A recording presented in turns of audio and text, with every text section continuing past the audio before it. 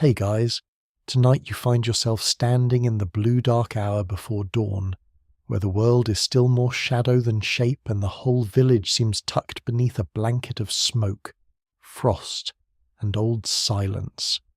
The stone under your boots sweats with cold.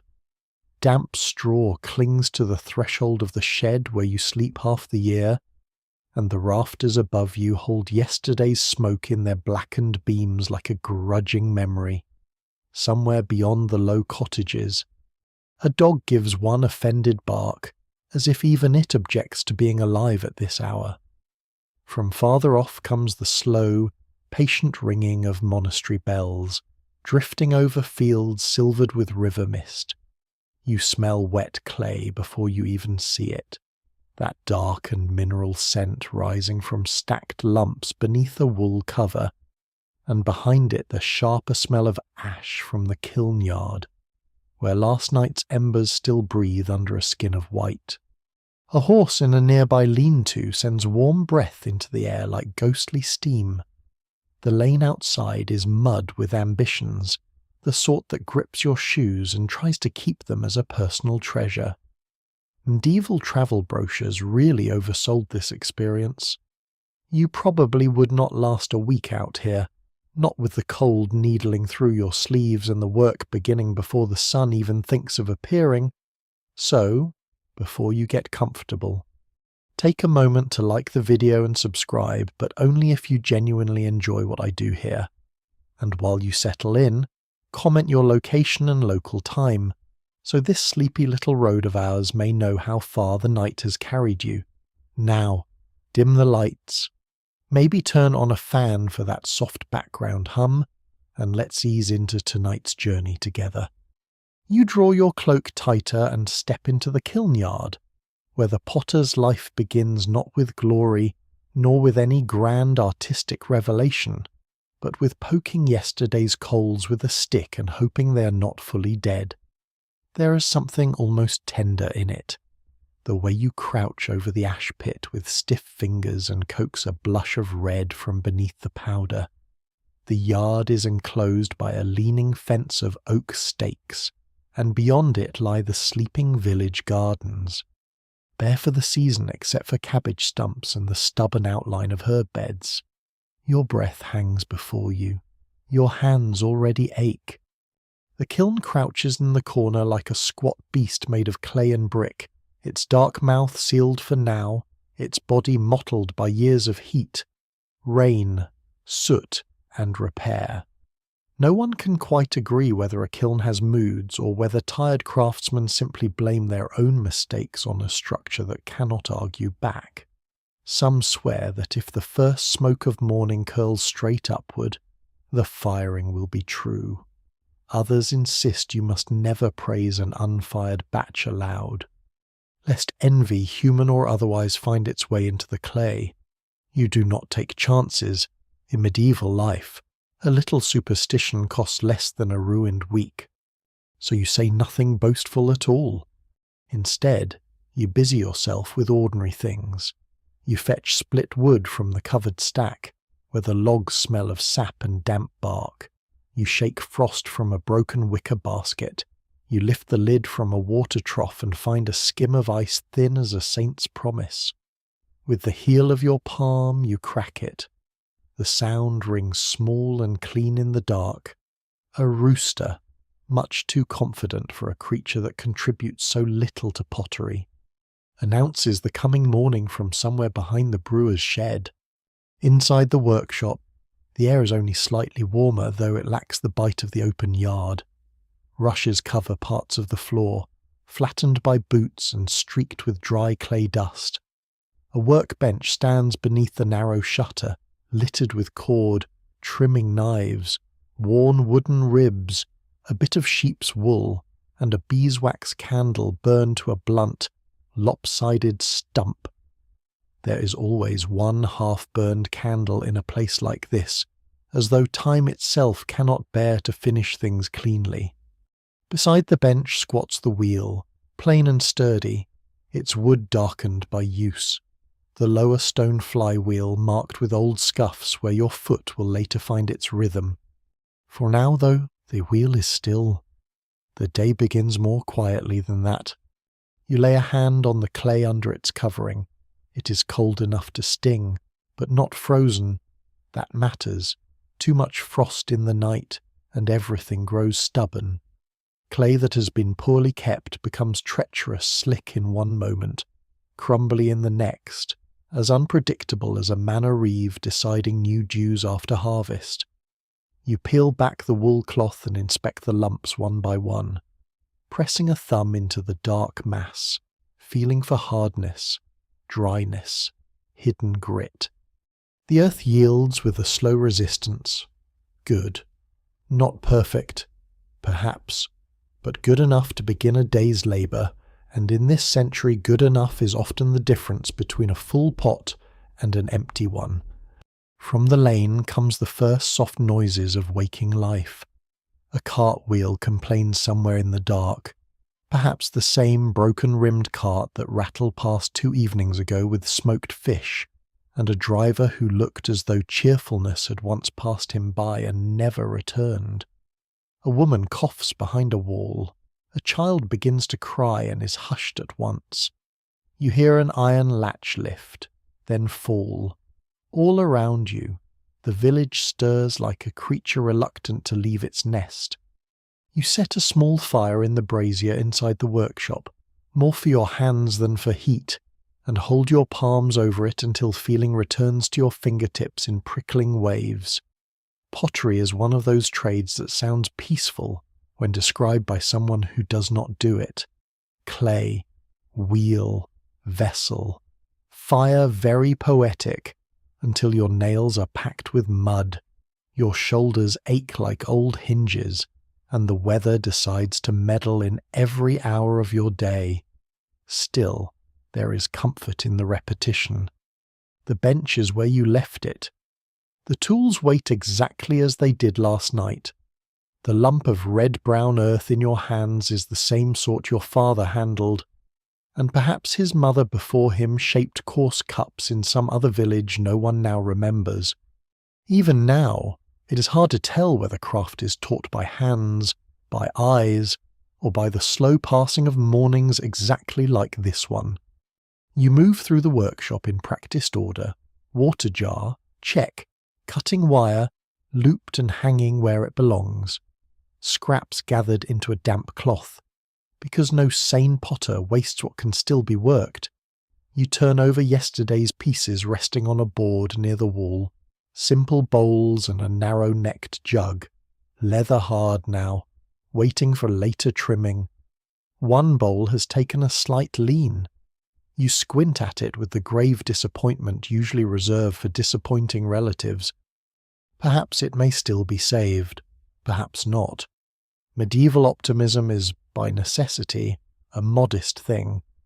Near the door hangs a small charm, a twist of dried rosemary, rowan berries long gone shriveled, and a little cross carved from ash wood. Whether it keeps away ill fortune, spiteful spirits, or merely draughts, no one fully agrees, but it has hung there since before your time, and removing it would feel like inviting trouble in for ale. At last the eastern sky begins to pale, not bright yet, but thinning from black to the kind of grey that reveals shapes. Through the open shutter you can see the outline of the lane, the low roof of the baker's house, the bare branches by the well. Mist lies in the hollow beyond the village where the river loops past the willow roots. Above that, faint and distant, the abbey tower rises from the fields, and once again its bells carry over the damp air. They mark the hour more faithfully than the sun in winter. You listen. The bells, the faint pop of the brazier, the drip from thawing eaves, the sleepy rustle of your own sleeve. These are the sounds of the day before labour properly begins, before clay is cut, before water is added, before the wheel turns and the world narrows to the span between your palms. For a moment, standing there in the grey light with cold hands and soot on your cuff, you feel how much of this life is waiting. waiting for dawn, waiting for the fire to take, waiting for the clay to soften, waiting for the kiln to cool, waiting for buyers who may complain about the price of a pot and then drop it in a week. And still you love the quiet of it. You step out once more into the yard and look over the low fence toward the fields. Frost whitens the furrows. A crow lands on a post and watches you with the judgmental air of a minor official. Somewhere down the road, a man laughs once, then sneezes. Smoke begins to rise from a neighbouring chimney, then another. The village is coming into itself now, slow as a sleeper stretching under blankets. Soon you will go to the clay pit and the river bank, where the real work of gathering begins. Soon your boots will sink deeper into the cold earth, and your sleeves will grow heavy with damp, but not yet. First there is this narrow hour balance between dark and day, where the kiln yard belongs only to you, to the embers, to the smell of wet earth, and to the old patient craft waiting in silence. You breathe in ash, frost, and clay, and the morning finally opens. The morning opens slowly, like a stiff hand uncurling finger by finger, and you set out from the kiln yard with a wicker basket on one arm, a short iron spade over your shoulder, and a sack of old cloth strips for wrapping whatever clay proves worth carrying home. The lane is still half-shadowed, its ruts silvered with last night's damp, and each step pulls at your boots with the affectionate persistence of mud that has clearly become too attached.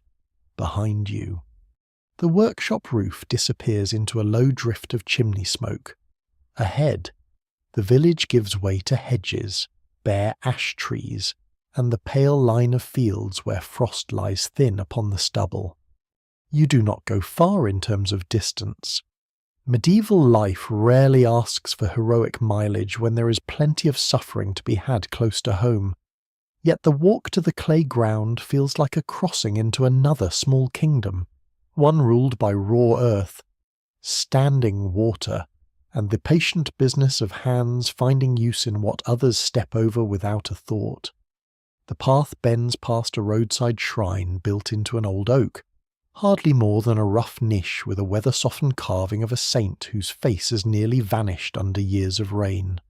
Someone has left a sprig of evergreen there, and beneath it rests a crust of bread pecked at by birds. Some swear offerings placed at such shrines help keep a wagon from overturning or a child from fever. Others say crows simply benefit from very pious generosity. You give the niche a brief nod all the same. A little courtesy costs less than a broken ankle in a frozen ditch. From the abbey fields beyond the rise comes the second ringing of the morning bells, mellow and distant now, carried over the whitened grass. You hear, too, the smaller sounds that belong to working countryside, a gate creaking somewhere unseen, sheep coughing in a fold, the flap of a loose shutter, the far rumble of a cart on a stone bridge. The air smells of wet leaves, ditch water, and smoke. Beneath those sits the darker scent you have come to find. The iron-rich breath of riverbank earth where good clay hides under more ordinary mud like a secret too useful to stay buried forever. No one can quite agree whether the best clay is found by knowledge, luck, or inheritance. Some potters guard their pits with the caution of noblemen defending treasure. Some whisper that watercourses remember where ancient floods once laid down the finest beds, and that those who listen closely can tell by the taste of the soil on the tongue. You, being sensible at least until hunger or panic interferes, prefer sight, touch, and long habit. Romantic tales rarely carry a basket home. The path dips toward the river hollow, and the world grows dimmer under willow and alder. Here the frost lingers in white patches between roots, and the ground gives a little beneath your weight. River mist trails low over the reeds.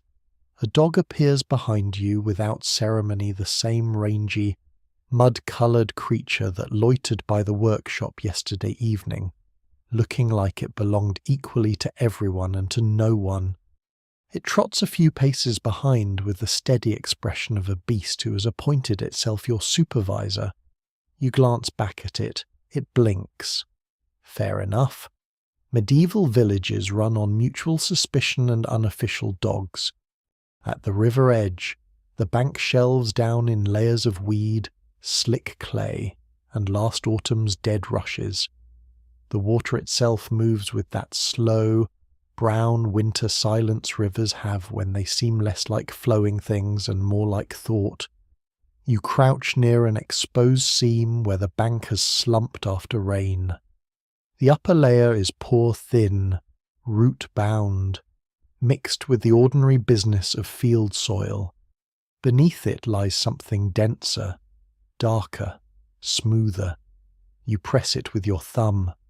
It yields with a waxy resistance. Good.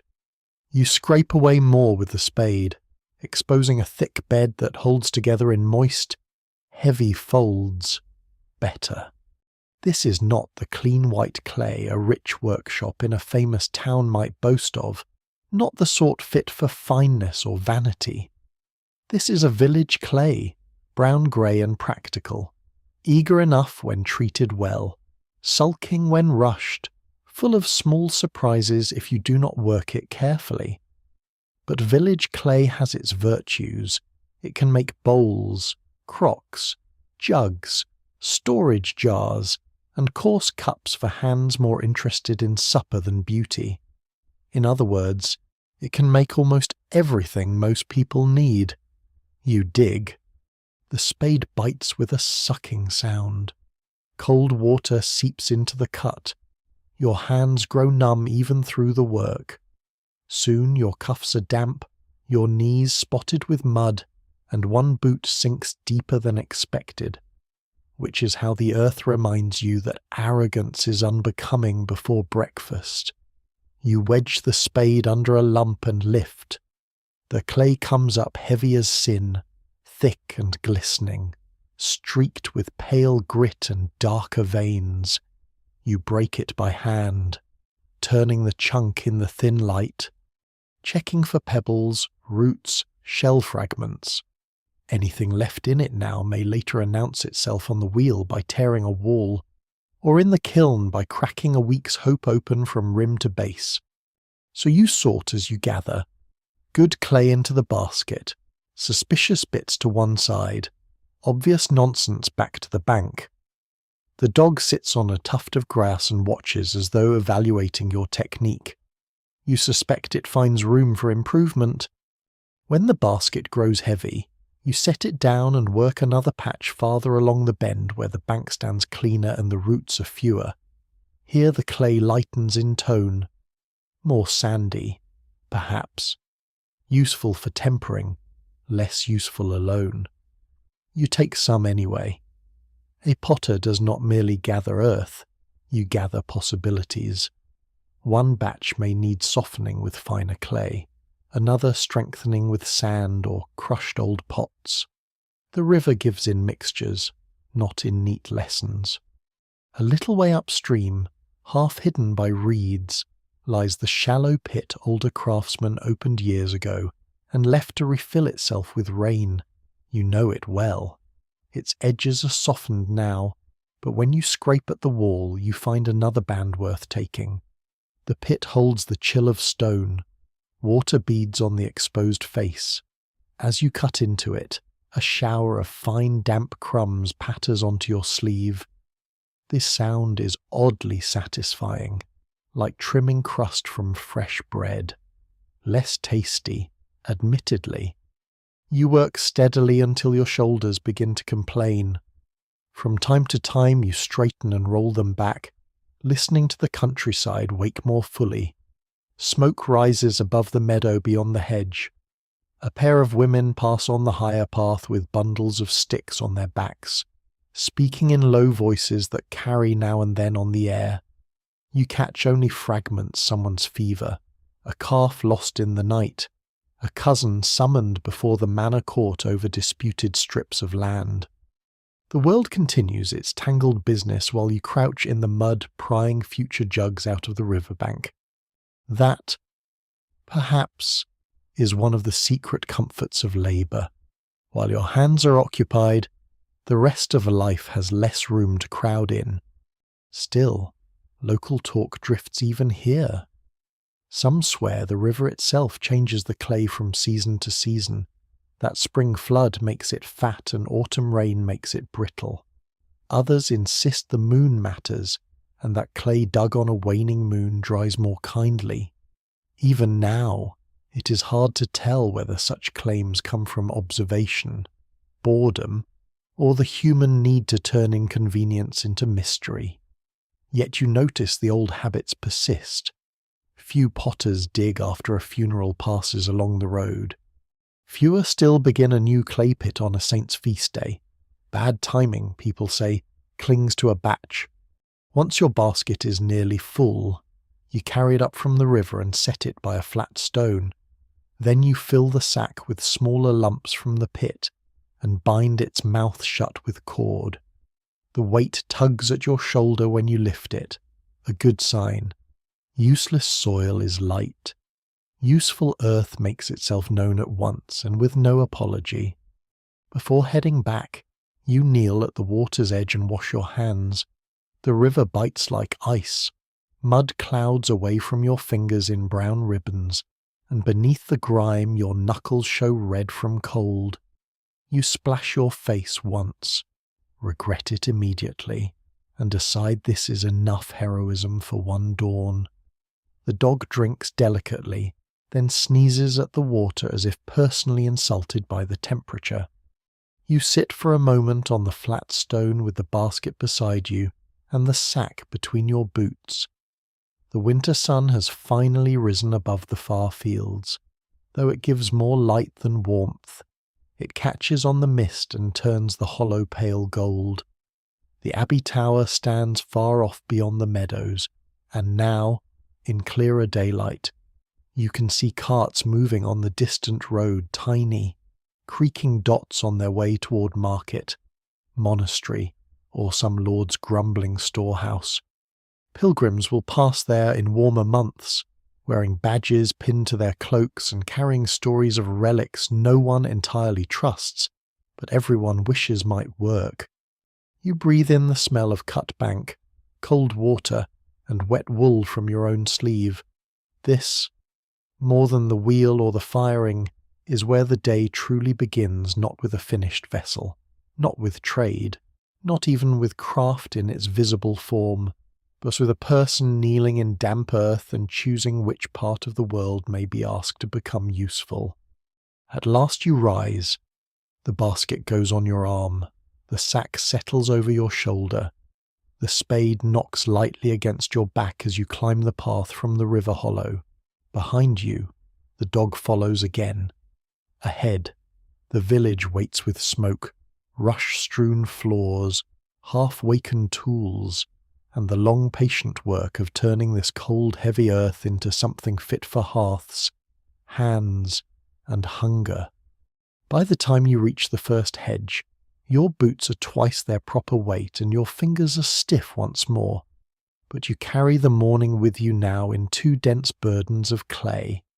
Soon it will be spread, broken, wetted, and trodden beneath your feet until it learns obedience. For now it is only earth, silent and unpromising, the sort of thing most people never notice. You, of course, know better.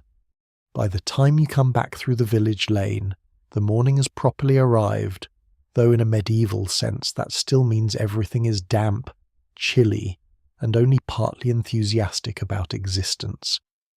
Smoke drifts low from the cottage roofs, carrying the smell of peat, oak, and breakfast pottage. A woman is shaking rushes from a doorway with a broom made of twigs, scattering yesterday's dirt into today's mud with admirable efficiency. A smith's boy hurries past with an armful of charcoal and a face that suggests he has already been shouted at once and expects more before noon. The dog trails you still, now with the air of a creature convinced it has helped gather the clay through moral support alone.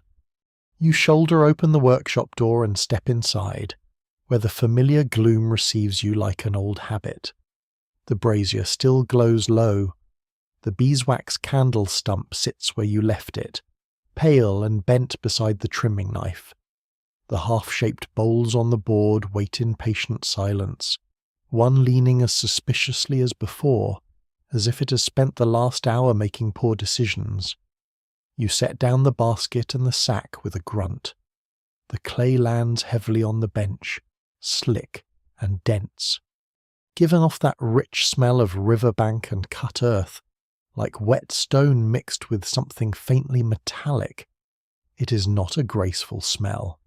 It is, however, the smell of your livelihood. Now comes the part that no wandering minstrel ever sings about. No one writes ballads about treading clay. No one stands in a lord's hall and declares, with tears in his eyes, that the true glory of Christendom lies in a potter stamping about in a trough before breakfast, like an irritated goose. Yet this work matters as much as any wheel or kiln, because badly prepared clay remembers every shortcut. It remembers pebbles, dry patches, trapped air, roots, grit, too much water, too little water, and every lazy moment you thought would surely not matter later. Later, of course. It matters with great enthusiasm. You carry the fresh clay to the working corner near the low trough, a shallow basin lined with planks darkened by years of damp. First you break the larger lumps apart with your hands and the back of the spade, cutting through them to expose their insides. Here is where the hidden nonsense reveals itself, a pebble slick with mud, a little snarl of root fibre, a pale shell fragment, some sandy streak that must be mixed carefully or cast aside. You pick through it piece by piece, your thumbs pressing, your fingers scraping, your nails immediately becoming respectable homes for half the riverbank. Outside, a cart rattles over the lane, one wheel giving that familiar uncertain wobble you noticed 2 evenings ago. The broken-rimmed cart again. Perhaps. Its driver curses with a kind of weary devotion. The sound reaches you through the shutter in small rough bursts. Village life, like clay, is never entirely free of grit. You add water a little at a time from the jar, not enough to drown the mass, only enough to soften the harder lumps and wake the clay from its cold stiffness. Then comes the tempering. From a bin beneath the bench you scoop a measure of fine sand and crushed grog, the ground shards of old broken pots kept precisely for this purpose. It is one of those satisfying little medieval truths that yesterday's failure can strengthen tomorrow's bowl. The broken things, once pounded small enough, become useful again. There is a sermon in that somewhere, though probably a gloomy one.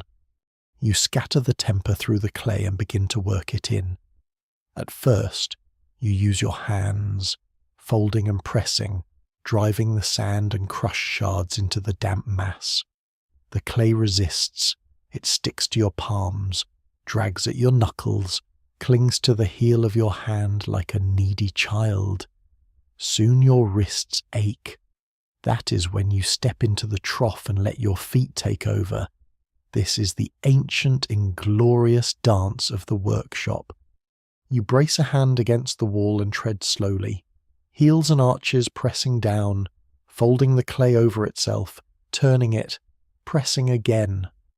The cold climbs through the soles of your boots, the mass squelches, sighs, and yields in heavy folds.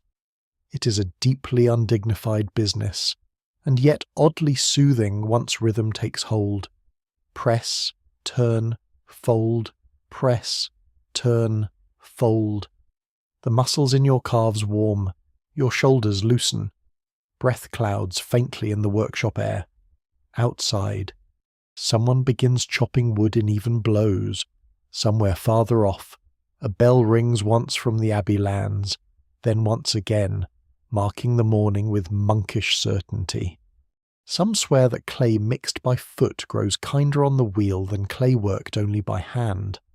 Others insist a potter's mood passes directly into the batch, so that angry kneading breeds cracks and patient kneading brings smooth walls. Even now, it is hard to tell whether this is wisdom or merely the sort of thing old craftsmen say when they want apprentices to stop stomping about carelessly. Still, you keep your breathing steady and your movements even. It costs nothing to be gentle with the day's work at this stage, and a great deal if you are not. When the clay has softened enough, you lift it from the trough in sections and slap each lump down on the wedging bench. The sound is wonderfully solid. You fold the mass over, push it forward with the heels of your palms, turn it, and repeat, over and over. This is wedging not glamorous, not quick, but essential. It aligns the clay, distributes the moisture, drives out pockets of air that would later turn a promising jug into a cautionary tale. You fall into the labour so thoroughly that time loses some of its shape.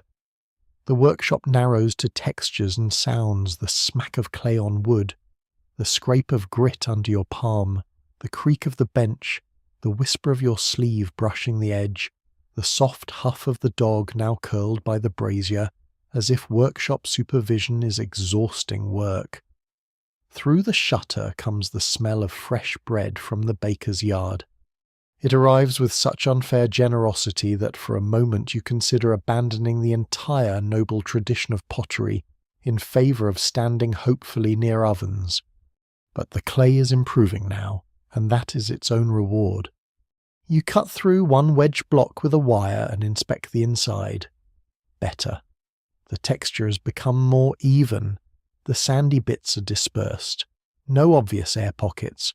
No treacherous clumps of dry earth lurking like unpleasant surprises in a pie. You stack the finished blocks beneath a damp cloth, each one shaped roughly into a rounded loaf ready for the wheel later. They sit there with a kind of humble promise, plain and brown and heavy, yet already closer to bowls, cups, jugs, and pots than they were an hour before. As you work, your mind drifts the way minds do during repetitive labour. You think of the riverbank mist still hanging in the hollow. You think of the old charm by the door rosemary, ash wood, berries shrivelled to almost nothing. You think of the suspicious monk you saw last week buying a storage jar and examining its base as if holiness had personally appointed him inspector of all vessels. You think of winter ahead, of storehouses and smoked fish, of coarse bread going hard on the shelf, of ale jugs emptying faster than anyone claims, of the manor court where dues are measured in ways that always seem to favour the Lord's granary more than your purse. Clay work leaves room for such thoughts, because the hands know what to do. There are smaller tasks too. You pull out an especially coarse lump and set it aside for tiles or rougher wear. You add a little more water to one batch that still feels stubborn. You need another longer because the crushed grog has not yet vanished properly into the body. A potter learns by touch more than by sight here. The palms know when the clay begins to answer. The wrists know when it folds without tearing. The fingers know when the surface loses that unpleasant rough drag and becomes dense, smooth, and faintly cool, like wet leather over stone. No one can quite agree whether the best clay is born from the earth or made in the workshop. Perhaps both are true. The river and pit give you material, but they do not give you readiness. Readiness must be earned. It is made from patience, pressure, repetition, and the quiet decision not to hurry just because your back would very much like to sit down. At last the bench holds a neat row of prepared lumps, each covered with damp cloth so they do not dry too fast in the draught. Your sleeves are spattered to the elbow. Your shoulders feel as though someone has replaced them with 2 iron hinges borrowed from an abbey gate. Your stomach has begun to note, with increasing firmness. That dawn is long over and food remains only a rumour. This, too, is medieval realism. Great crafts are often built on the thin emotional thread between discipline and wanting lunch. You step back from the bench and flex your hands over the brazier. The heat licks at your reddened fingers. On the floor beside the wall rests the wheel, waiting, still and dark.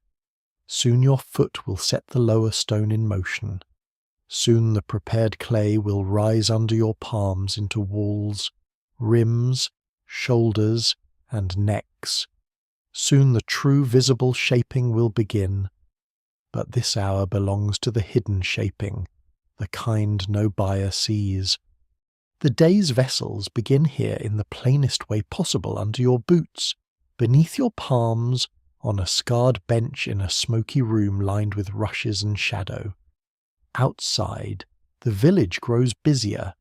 A peddler calls something in the lane. A child laughs, then cries again. The dog lifts one ear in its sleep and settles deeper against the warmth. The bells from the monastery drift once more across the fields, measuring time in tones older than memory. You lay your hand on the nearest wedge of clay, firm and ready now, and feel how much labour has already passed into it. The riverbank, the pit, the cold walk home, the sand, the broken shards, the trough, the bench, your own weight and patience.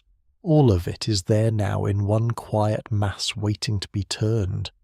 And with the morning growing steadier around you, you begin to understand that shaping a pot starts long before anything spins. The morning steadies around you, pale and cold beyond the shutter, while inside the workshop the fire in the brazier breathes softly, and the prepared clay waits beneath its damp cloth like a row of sleeping animals. Your hands are warm enough now to trust again. Your shoulders complain, but in a quieter tone. The dog by the brazier lifts its head when you move toward the wheel, then decides this is clearly routine, and returns to its nap with the professional indifference of a creature who has seen little improvement in humanity, and expects none before supper. You uncover the first lump of clay. It sits in your palm with a satisfying heaviness, dense and pliant, neither too wet nor too stiff. A good beginning, which in medieval work is close enough to a miracle that you do not mention it aloud. No one can quite agree whether praise spoken too early truly invites disaster, but generations of craftsmen have preferred not to find out. So you keep your thoughts modest, as if humility itself might keep the day from cracking.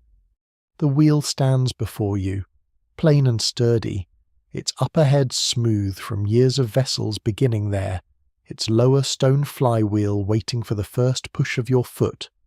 It is a simple machine, nothing ornate, nothing lordly, nothing that would impress the sort of person who thinks value lies only in gilding and banners. Yet there is power in its plainness. Once it turns, the whole workshop changes. The room narrows. Time changes shape.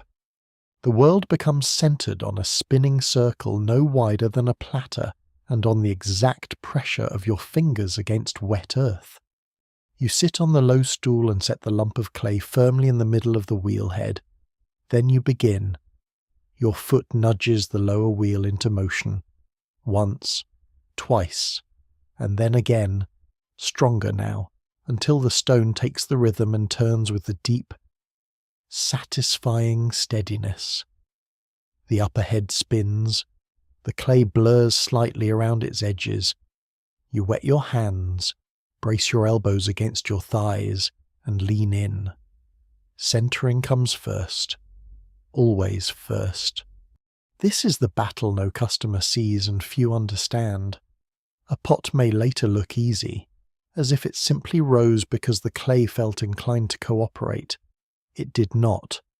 The clay begins with its own opinions. It wobbles, drags, pulls against your palms, threatening to throw its weight unevenly if you let one hand grow lazy. So you press inward and downward, guiding the spinning mass into balance. The wheel hums under your touch. Water slicks the surface. The clay pushes back with that living resistance that makes potters speak of it as though it has moods, grudges, and a talent for revenge. Some swear that a centered lump can tell what sort of person sits at the wheel. If your breath is hurried, it hurries. If your thoughts are scattered, it scatters.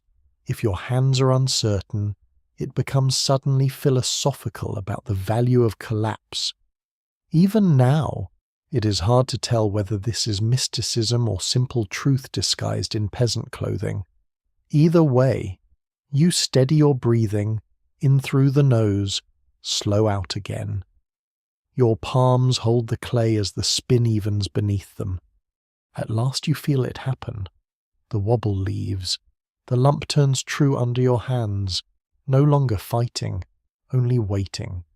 This moment is always a relief, though not the dramatic sort sung about by poets.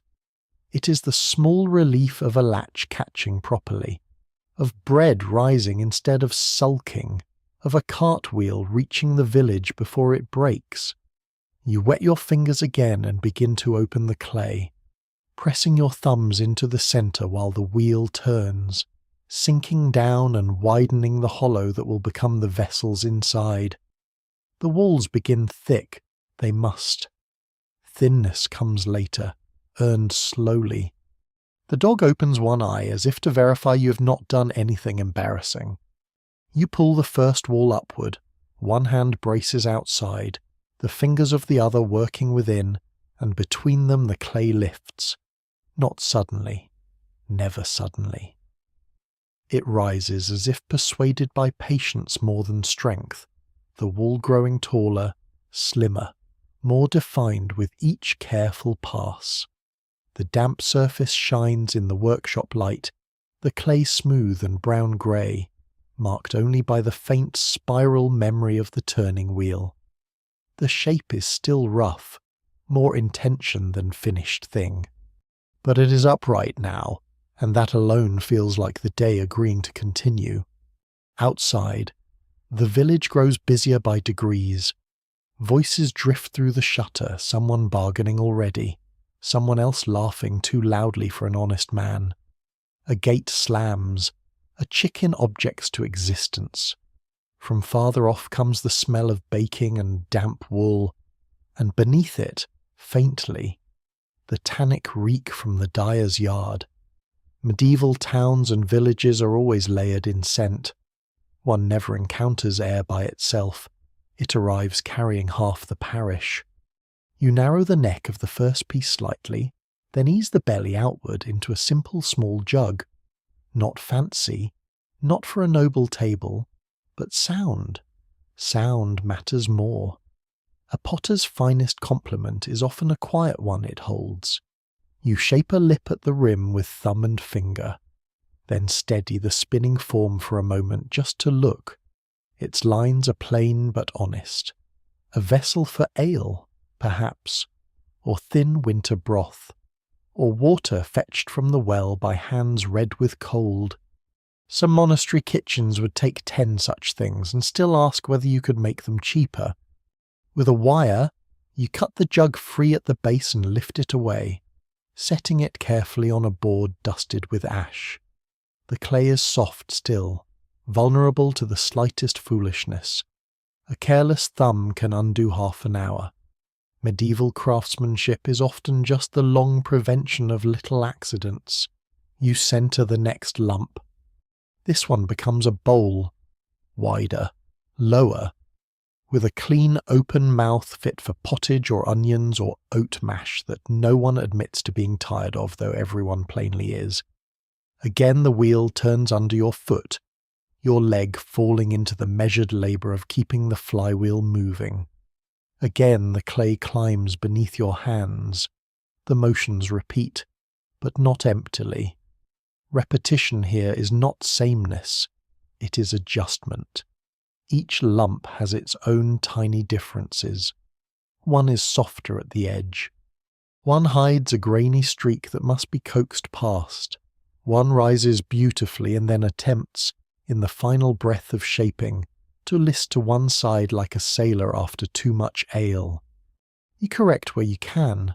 A little more pressure on the outer wall, less water, slower pull, steadier foot. The wheel teaches humility because it answers only to what you're doing now, not to what you meant to do, nor to how tired you are, nor to the fact that the weather has been against you since dawn. Intentions are cheap. A leaning bowl remains a leaning bowl no matter how noble your internal monologue becomes. Still, there are moments when the work feels nearly enchanted. A cup rises under your hands, slender and neat, its wall thinning just enough to look elegant without becoming reckless. A little storage pot rounds into form with a pleasing shoulder and short neck. A broad bowl opens like a flower too practical to care for poetry. The workshop fills slowly with damp new shapes resting on boards, each one a small success held between patience and mud. The soft light from the shutter catches their surfaces. Water beads at their rims.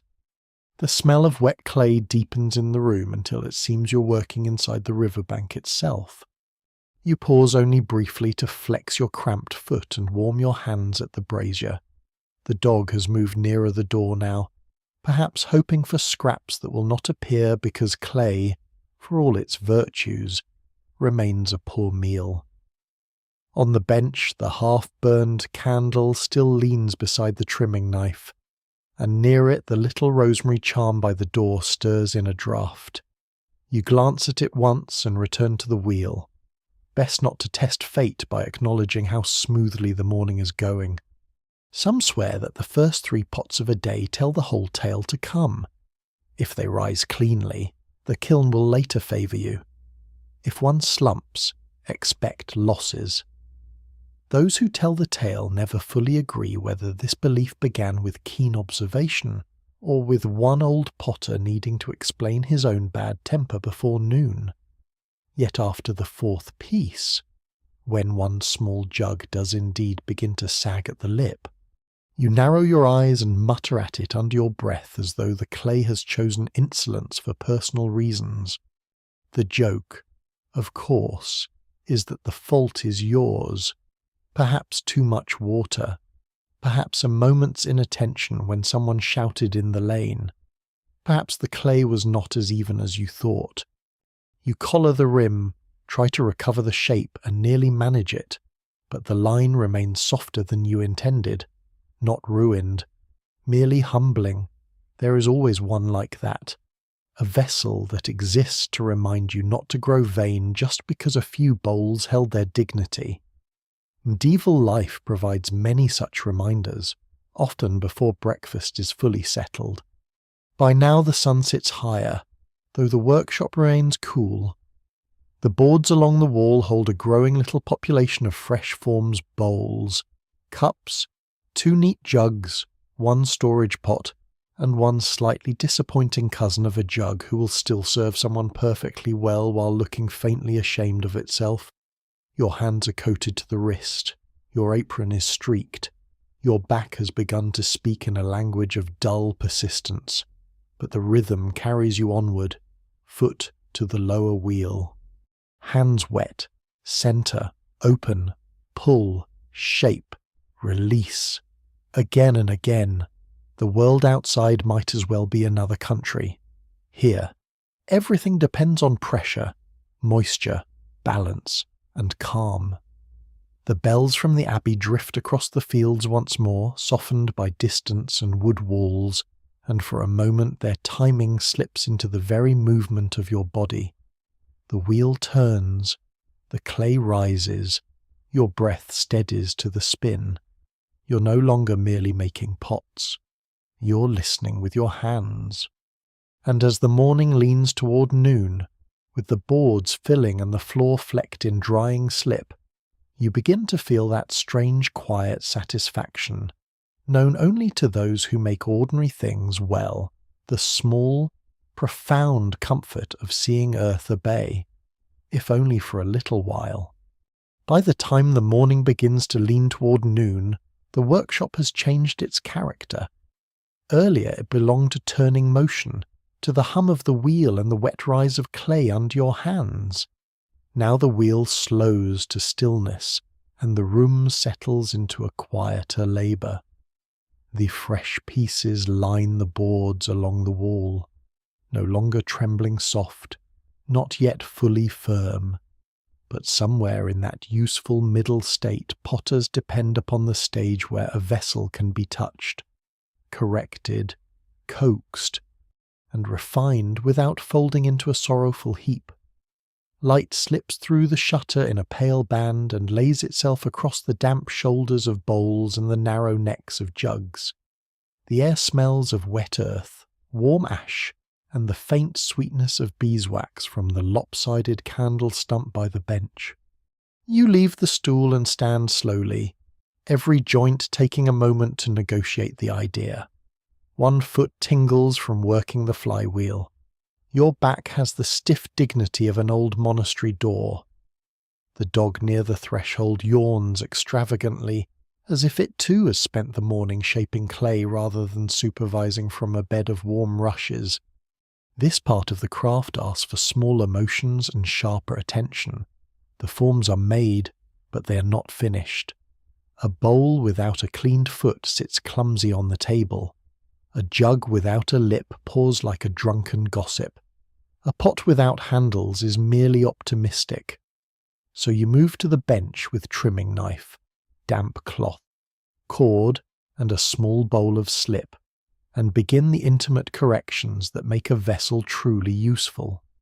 You pick up the first jug carefully, supporting its belly in your palm.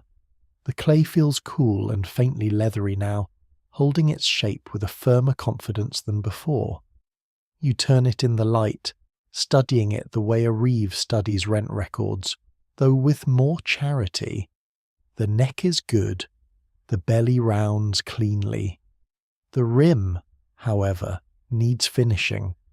You set it on the bench, take up a small curved knife, and begin to refine the lip with short, careful strokes. Tiny ribbons of clay peel away and fall onto the board like damp brown peelings from some very disappointing fruit.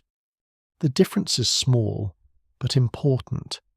A rim must be true to the hand and the mouth. Too thick and it feels coarse.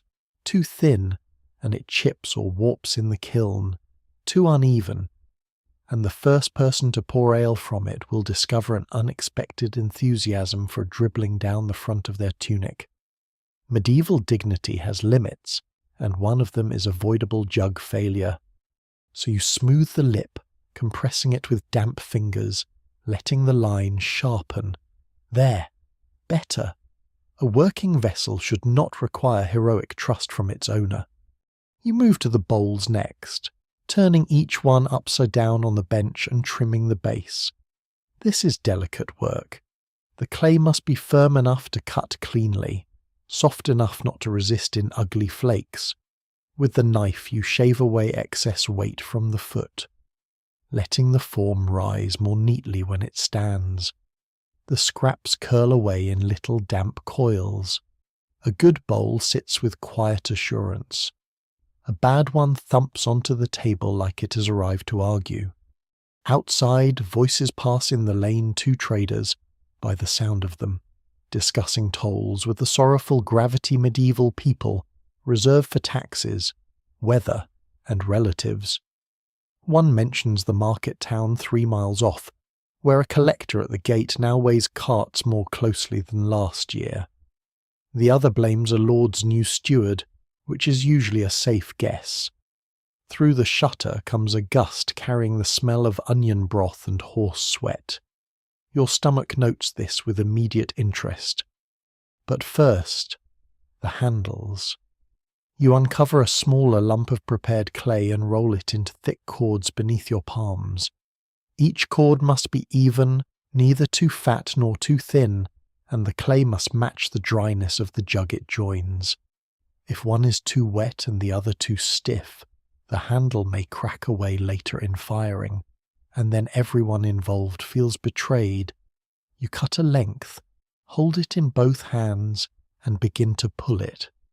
This is one of the loveliest motions in pottery, though few outside the trade notice it. You draw the clay downward through your grip, letting it lengthen into a taper, thicker at one end, finer at the other, smooth and slightly springing. It must look natural, almost effortless, as if the handle simply grew there because the jug desired a better future. In truth, it takes practice, damp fingers, and the sort of attention usually absent in people who say things like, "How hard can it be?" Quite hard, as it turns out. The first handle comes away well. You score the jug where it will join just beneath the rim and high on the shoulder, scratching the surface lightly with a point, then brushing on slip, that muddy glue of clay and water. You press the top in place, arc the handle outward and down, then fasten the lower end with your thumb. The curve sits neatly against the body, neither stiff nor sagging, a little pinch where it meets the rim, a smoothing stroke along the seam. And the jug changes at once from promising object to practical companion. Now someone can lift it with wet hands at the well, or carry it from bench to table without hugging it like a baby. The second handle is less agreeable. It stretches slightly unevenly, thicker on one side, as though it woke in a difficult mood. You could discard it, of course, but thrift is a medieval virtue if only because materials, time, and daylight all refuse to multiply on command. So you work with it, coaxing the clay into a better curve, adjusting with finger and thumb. It will do. Not beautiful, perhaps, but serviceable. Most of life depends on things that will do. Some swear that pot handles crack more often if attached while someone in the room is quarrelling. Others say a woman with loose hair should not step across the threshold during trimming, because wandering hair invites wandering fires later in the kiln. Those who tell the tale never fully agree which omen matters most, but workshops gather beliefs the way rafters gather soot slowly, stubbornly, and in layers. You have your own habits. You do not whistle while scoring joins. You do not leave the trimming knife on the floor, and you never stack vessels in the drying corner without touching the rosemary charm by the door first, just once, with the back of your knuckle. It began, perhaps, with your mother, or her aunt, or some neighbour woman with opinions too persistent to ignore. No one can quite agree whether these little workshop rites keep away misfortune or merely keep the potter calm. Yet calm is not a small thing. Calm hands make better work, so after finishing the next jug, you brush a fingertip against the ashwood cross tied into the charm and carry the piece to the shelf. From there you begin pressing small marks into the bases and shoulders of selected wares, not signatures in the grand sense. Village potters do not often indulge in that sort of flourish, but simple workshop signs are common enough: a thumb notch, a crossed line, a little stamped circle, a shallow groove made with a carved stick. They help identify batches, distinguish sizes, sometimes even ward off envy.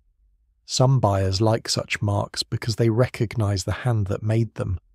Others think an unmarked vessel is safer from the evil eye. In markets, nearly everyone believes something inconvenient. You have a small stamp cut from bone, worn smooth by use, with a plain four-petalled form. You press it lightly into the shoulder of 2 jugs and 3 bowls meant for better customers, if better here means those least likely to bargain you into despair. The impression is modest, barely more than a whisper in the clay, but it pleases you. Not because it is decorative, though it is, but because it says this passed through known hands. This belonged to a real morning, a real bench, a real pair of aching wrists. A wider storage pot awaits its own refinements. Its rim needs compressing, its neck needs a little sharpening where the line softened on the wheel. You smooth it with a damp strip of cloth and then add 2 small lug handles rather than a loop. Simpler, stronger. This one may end up in some winter storehouse with dried peas or barley inside, sitting in darkness among sacks, smoked fish, and the private ambitions of mice. Medieval pottery is rarely glamorous in its destiny.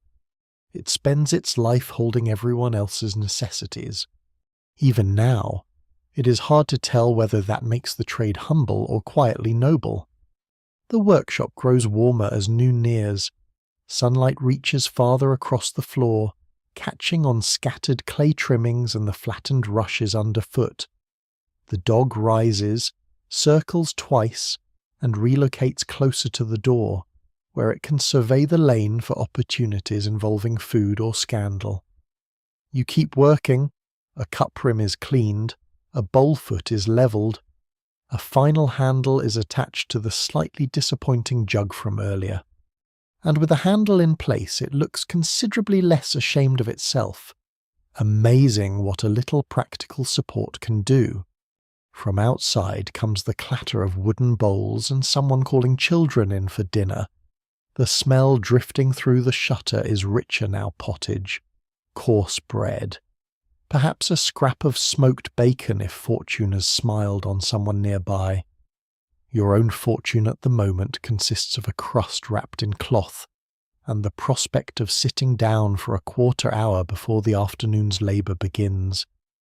Magnificent times. Before you stop, though, you make one final pass among the newly shaped wares, touching here, smoothing there, testing the firmness of joins, checking that no rim has slumped unnoticed, no handle loosened at its seam. This inspection is part tenderness, part suspicion. Clay is honest in one way and treacherous in another. It always tells the truth of how it has been handled, but not always immediately. Satisfied at last, you arrange the finished pieces on boards in the drying corner, leaving space between them for air to move. Bowls together, cups in a neat row, jugs apart so their handles do not knock, the broad storage pot alone near the wall, solemn as a little bishop. Then, out of habit more than thought, you touch the rosemary charm once with the back of your finger, a tiny gesture, nothing grand. Yet in workshops such as this, whole days are built from tiny gestures. When you step back, the room holds the quiet evidence of the morning's care-sharpened lips, trimmed feet, arched handles, faint marks pressed into damp clay, and a shelf of vessels that now seem more fully themselves than when they left the wheel. Outside, the village has reached midday, full of broth, trade, complaints, bells, and the ordinary muddle of living. Inside, your work pauses in a hush of cooling clay and warm ash. At last, with your hands streaked brown and your stomach making its views known in unmistakable terms, you wipe the trimming knife clean, cover the remaining clay, and turn toward the door, ready to sit in the smoke and village talk for a little while before the afternoon calls you back. You step out of the workshop with clay still drying in the creases of your hands and the smell of wet earth clinging to your sleeves, and the noon air feels almost soft after the cool dimness inside. Not warm, exactly. Medieval winters and half-winters do not hand out comfort with any reckless generosity. But the sun stands high enough now to pale the frost from the edges of the lane, and smoke from the cook fires rises more lazily than it did at dawn. The village has reached that hour when labour pauses just enough for people to eat, complain, and inspect one another's fortunes. Your own dinner is waiting on a low stool just inside the shed door where you left it at first light, a hunk of coarse brown bread, a wedge of hard cheese wrapped in cloth, and a small pot of pottage gone thick in the cool air. You carry the meal into the yard and settle on an overturned firing crate near the kiln wall, where the bricks still hold a little old warmth. The dog appears at once, as though noon has rung inside its skull more reliably than any abbey bell. It sits with exquisite politeness and the unmistakable confidence of a creature who believes hunger in others is a shared civic concern. You break the bread. It resists like a moral lesson. Medieval bread, especially for common folk, has opinions.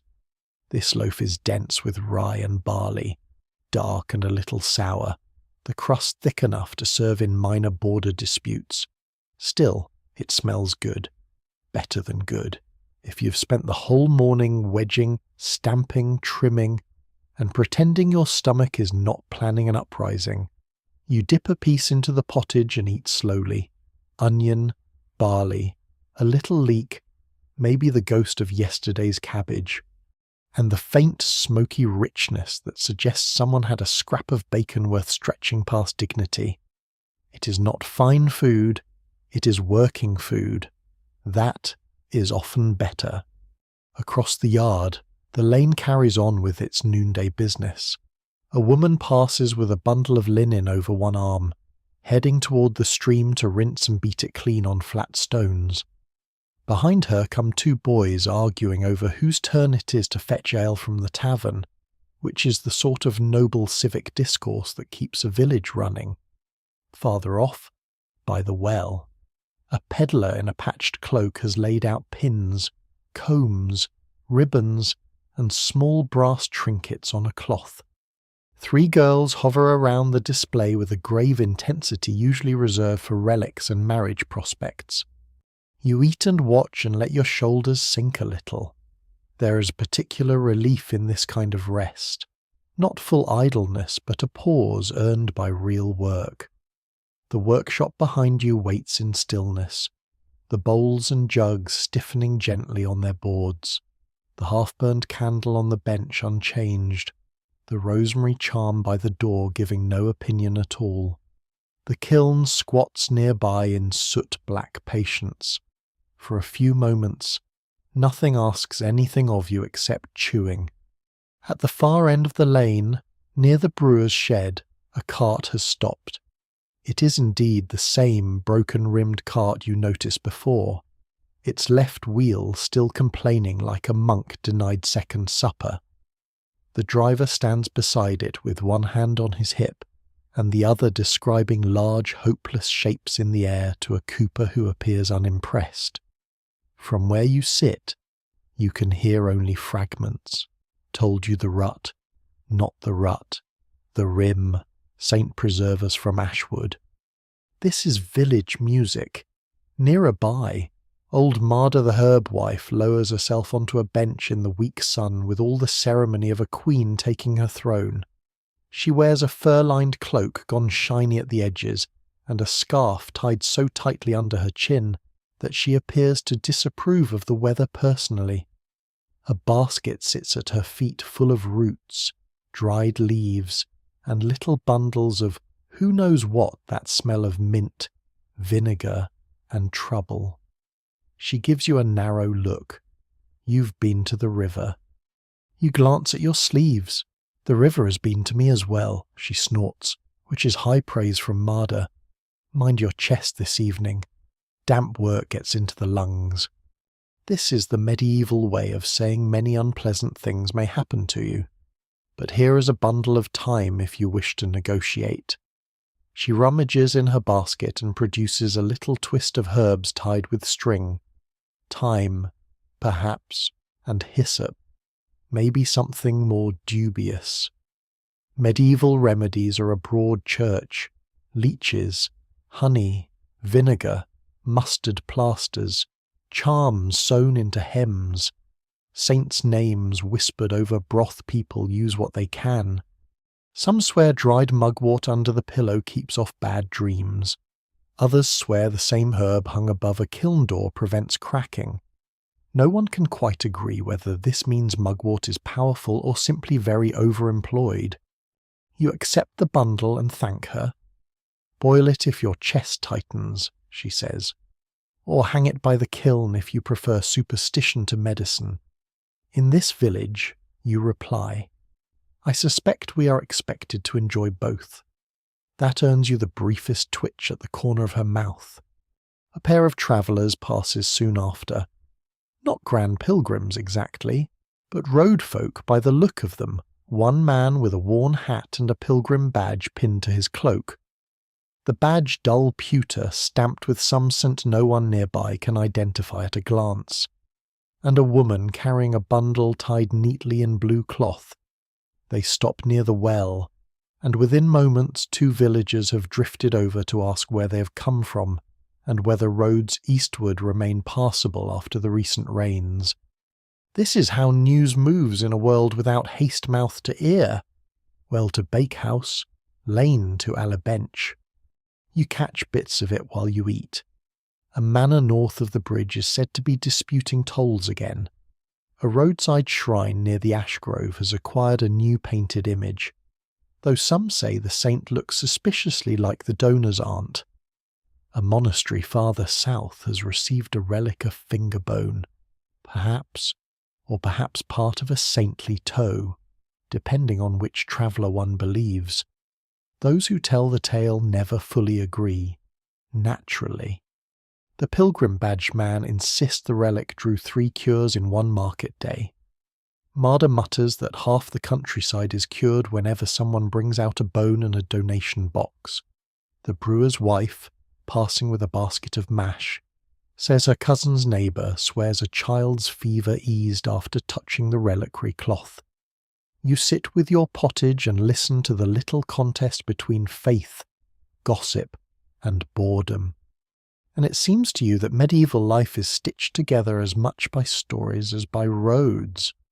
The dog receives the last softened scrap of bread and takes it with such solemn gratitude you would think you had granted him a strip of royal hunting land. From the abbey tower beyond the fields comes another bell, slow and clear in the thin air. Noon has passed. The hour begins to slide. You can feel the day's second labour already waiting for you in the yard, where stacked wood, drying ware, and the black mouth of the kiln all seem to gather meaning as the light subtly changes. Afternoon in a potter's life is different from morning. Morning is making, afternoon is reckoning. By dusk, the day will begin to ask what you intend to risk in fire. But for now, there is still a little rest to be had. Across from you, the cooper finally thumps the broken cartwheel with a mallet and delivers a judgment that seems to satisfy no one but himself. A child runs past with a turnip in each hand for no apparent reason. Someone nearby is eating smoked fish, and the scent arrives on the air with a force that suggests either lunch or revenge. At the well, the travellers keep talking. One mentions a forest road where foxfire was seen on wet stumps after dark, blue and cold as spirit lamps. Another swears that in marshy places little wandering lights mislead men at night into ditches and fever. Even now, it's hard to tell whether such things are marsh gas, moonlight, or simply the landscape amusing itself at human expense. Yet by winter fires, such stories grow long legs. You finish the pottage and scrape the pot clean with the last crust. The simple act feels anchoring. Bread, broth, smoke, mild gossip, a little herb advice, a dog with ambitions. These are the ordinary chords of village life, and they bind you more gently than any lord's order. Pottery may be your trade, but the trade lives inside a larger world manor dues, saints' days, bell times, small cures, road news, winter stores, and the endless business of neighbours observing one another with a mixture of charity and entertainment. You set the empty pot aside and wipe your hands on a cloth already well past redemption. Inside the workshop, you know, the jug's handles will be firming. The bowl's feet will be drying to that exact stage where they can still be moved but no longer forgiven if knocked. The broad storage pot by the wall will be waiting with all the silent dignity of a future full of peas. No one writes poems about this hour either, but perhaps they should. There is something deeply human in a midday pause between one kind of effort and another, in sitting beside a soot-dark kiln while bells drift from far fields, and somebody nearby argues over wheel rims and saints' toes. The world does not become grand simply because it is old, it becomes intimate.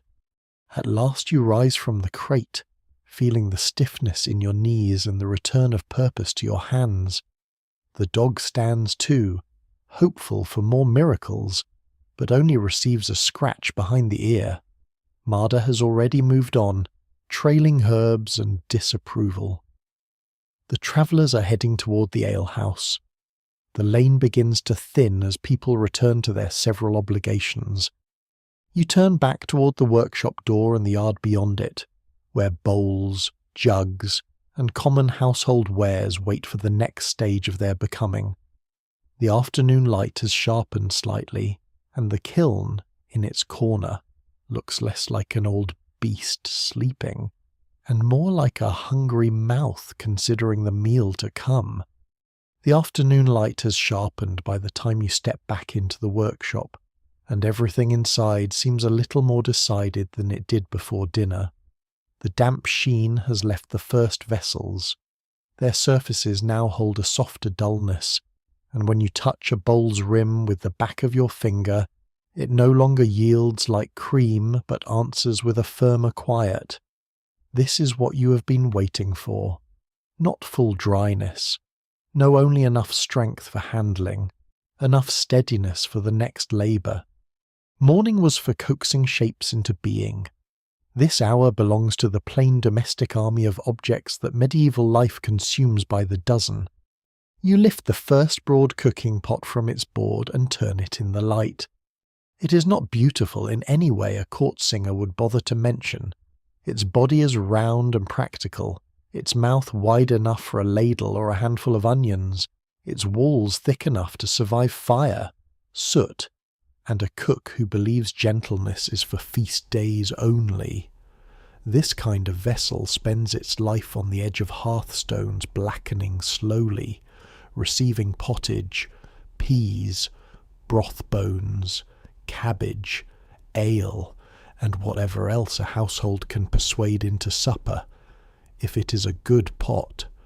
No one praises it much.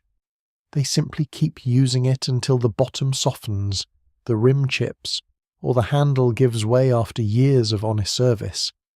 There is something almost saintly in such a fate. You set the pot on the bench and begin refining the shape with a damp cloth and smoothing rib, pressing here, straightening there, taking away the slight wavering the wheel left in the wall. You compress the lip so it will better resist the wear of lids, spoons, and impatient hands. Beside it you place two smaller bowls meant for kitchen use, mixing, serving, washing greens, catching drips from salted fish, holding eggs if fortune has smiled on the hens. Their forms are plain, open, and sturdy. Common wares, necessary wares, the sort that matter more to most homes than anything decorated. Outside, the lane has quieted.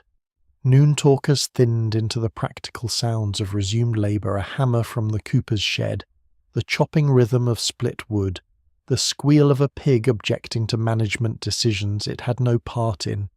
From farther off comes the faint grumble of market carts on the road beyond the hedges.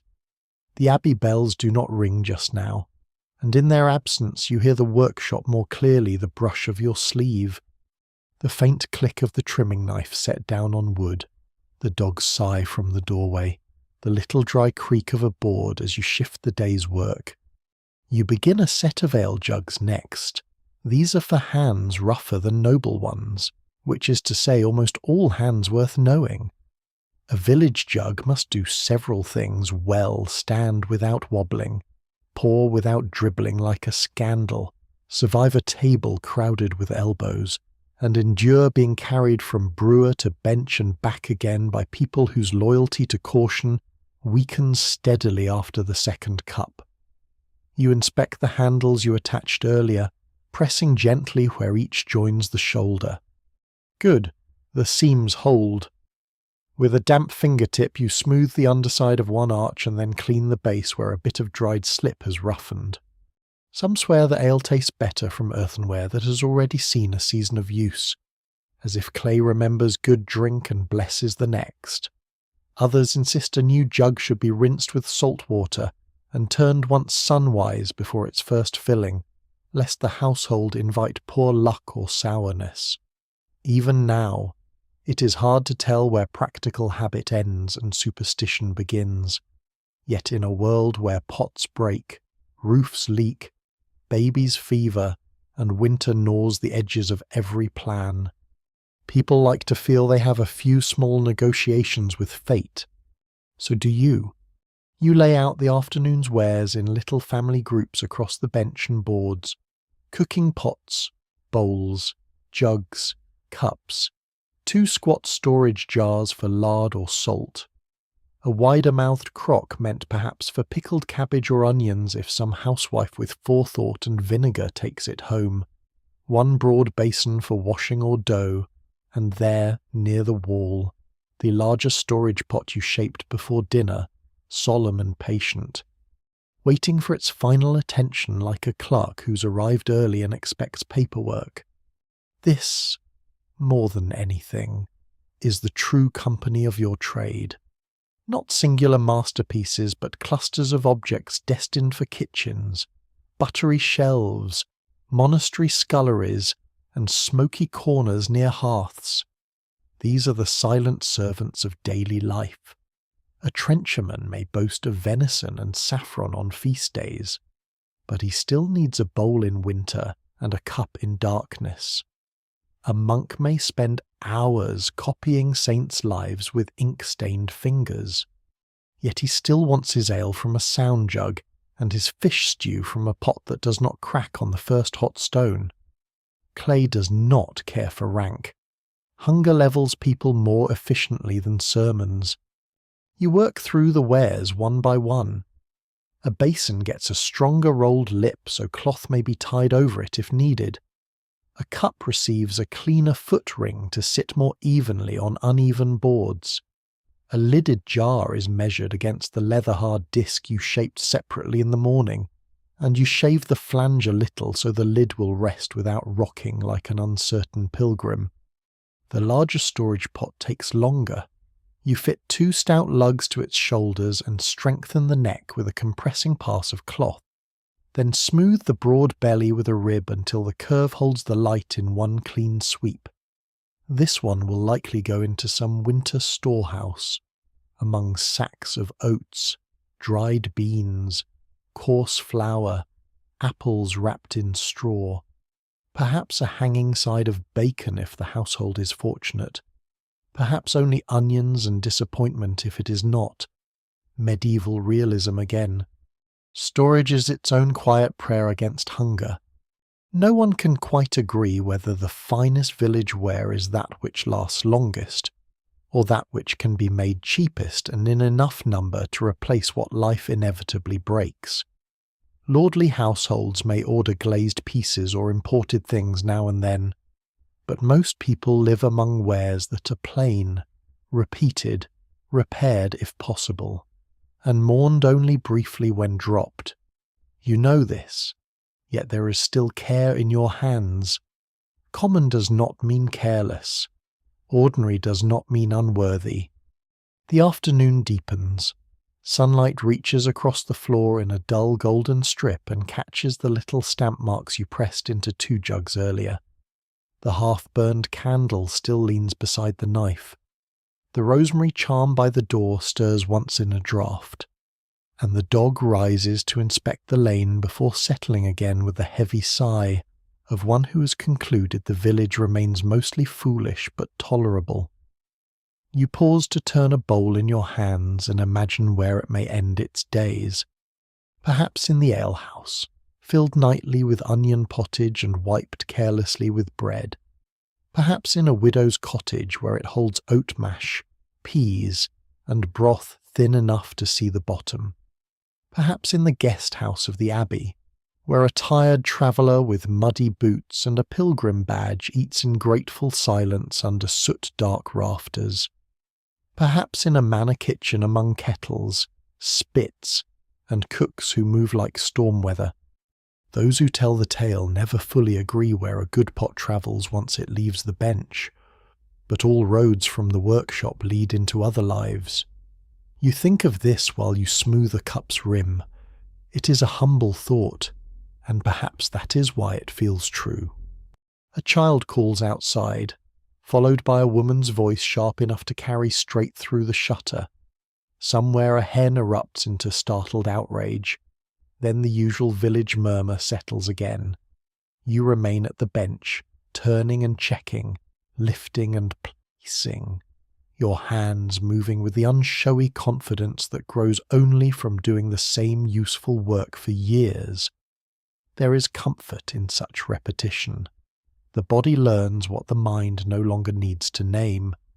You make a few rougher wares as well from coarser clay set aside earlier simple lids, a small dripping tray, 2 squat bowls meant more for scullery than table, and a crude little lamp cup with a pinched lip for wick and fat. Such lamps are not grand things. They smoke, they smell, they gutter when draughts pass and seem to resent being asked for more than a few hours' loyalty. Still, in a cottage at dusk, one shallow clay lamp may become the only island of light in the room. That gives even a shabby object a certain dignity. Some swear lamps should be shaped on a day when the weather is dry and the moon waxing, or they spit and smoke more than usual. Others say the smoke depends entirely on poor grease and poorer trimming. You side, as often, with practical causes while leaving a little room for older fears. One cannot live entirely by reason in a village where half the roof leaks and the other half creaks at night for no visible reason. At last the boards are full again, this time not with fresh-thrown softness, but with firmer wares readying for the kiln. The workshop has that satisfying busy stillness of a place where much has been done without any need for announcement. Bowls stand shoulder to shoulder. Jugs angle their handles like elbows at table. The storage crock waits near the wall, broad and dependable as a barn cat. Even the little lamp cups seem to huddle together with purpose. You step back and wipe your hands on your apron, leaving fresh streaks on stains too old to care. This is the hour in the day when you feel most clearly how much of medieval life rests inside such objects. Castles may rise and abbeys may ring, and merchants may argue themselves hoarse over tolls. But evening still comes to hearths that need pots. Winter still comes to storehouses that need jars. Children still need bowls, travellers' cups, brewers' jugs, kitchens' basins, and lonely corners a lamp.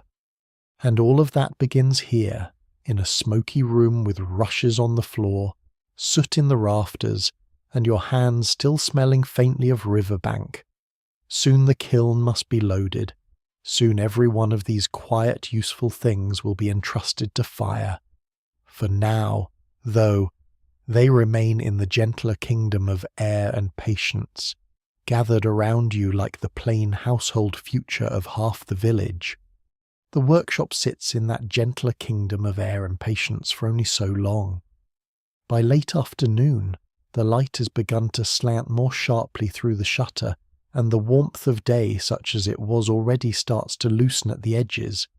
Outside, the yard looks different now.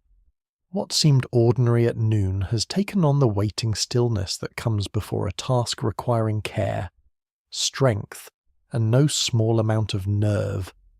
The kiln in the corner no longer resembles a sleeping beast. It looks attentive, hungry, even its soot-dark mouth, still cool for the moment, waits under the clay-daubed arch while stacked wood, ash buckets, and boards of drying ware all seem to incline toward it, as if the whole yard knows what comes next. You do too. Loading the kiln is not the loudest part of a potter's work, nor the most visible, but it may be the most solemn. Morning shaping asks for steadiness of hand. Afternoon trimming asks for patience. Kiln loading asks for judgment, memory, and the kind of quiet courage reserved for tasks where a week's labour must be arranged in layers and entrusted to heat you cannot fully command. No one can quite agree whether a kiln rewards skill or merely punishes overconfidence. Most likely it does both. You begin by preparing the space. First, the kiln chamber must be cleaned. You kneel at the mouth with a short brush of bound twigs and sweep out old ash, crumbs of failed firing, and the tiny sharp flakes left from pots that lived shorter lives than anyone intended. These fragments whisper across the floor as you gather them, little ghosts of bowls, jar feet, and cracked rims. Some are kept later to be crushed into grog. Others go onto the midden heap, where broken pottery, cabbage leaves, and the bones of last season's suppers all enter the same democratic ruin. The dog, as if sensing that solemnity rarely produces edible results, watches from a safe distance near the fence. When the chamber is cleared, you inspect the inside walls. The kiln is old but sound, patched here and there with fresh clay, darkened everywhere by years of smoke and fierce heat. Its firebox sits below, where flames will later be fed and drawn, and above that the chamber where the vessels must be stacked so that air and heat may pass as evenly as fortune allows. That is dream, anyway. Medieval reality, as ever, includes variables. A draft changes. A log burns faster than expected. One jug sits too near another. A bowl foot touches a wall. The wind shifts and suddenly half your confidence goes out through the vent with the smoke. So you proceed carefully. From the workshop you bring out the first board of wares, carrying it with both hands and the absurd tenderness one usually reserves for sleeping infants or the last decent pie at a crowded feast. The bowls are leather hard no longer.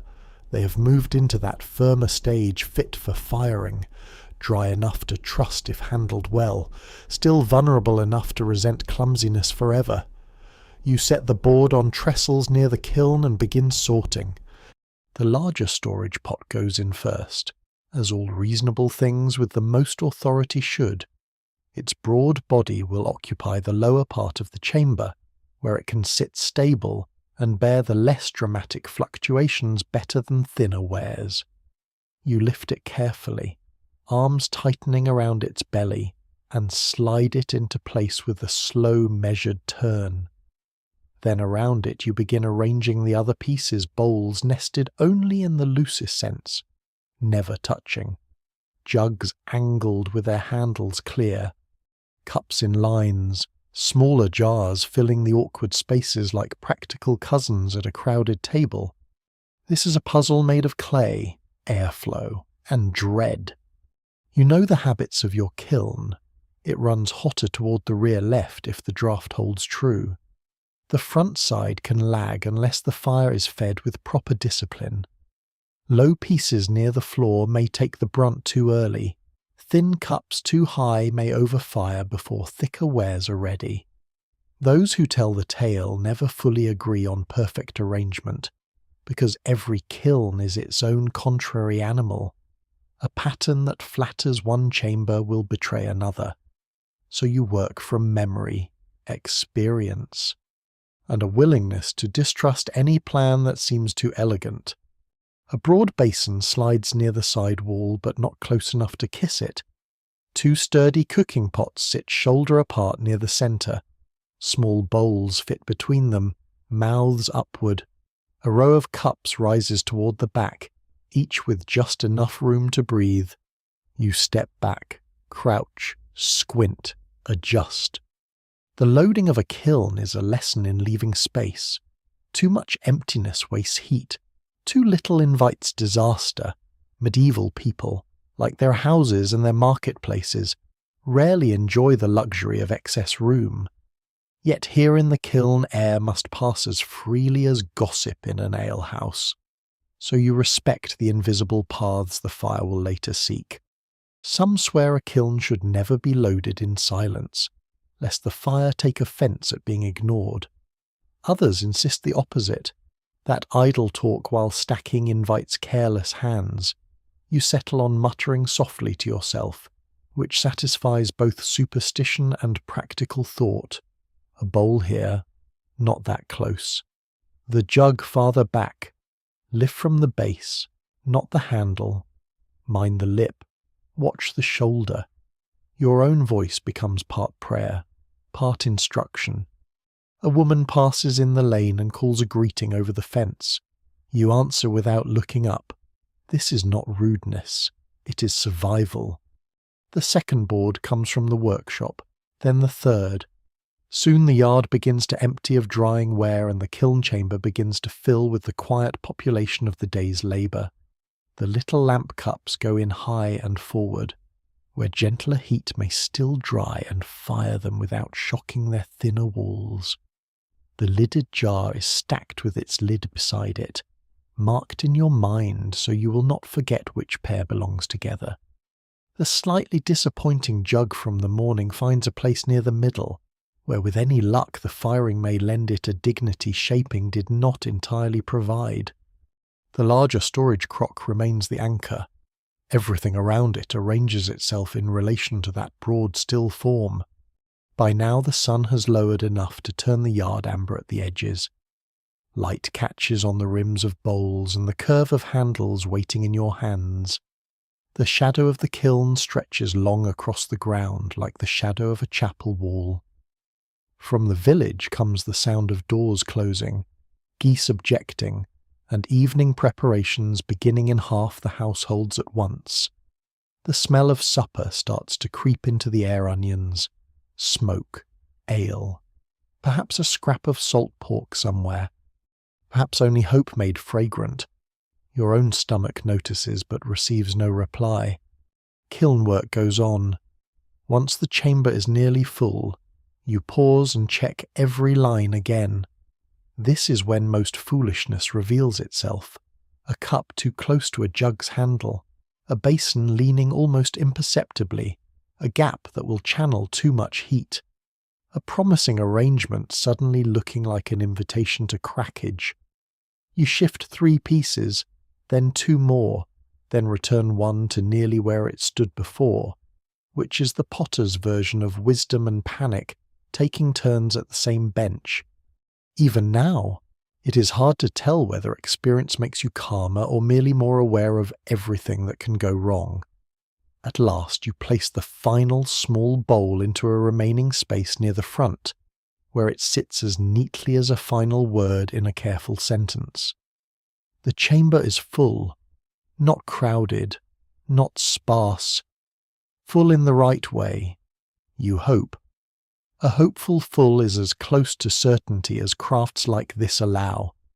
Now comes the ceiling.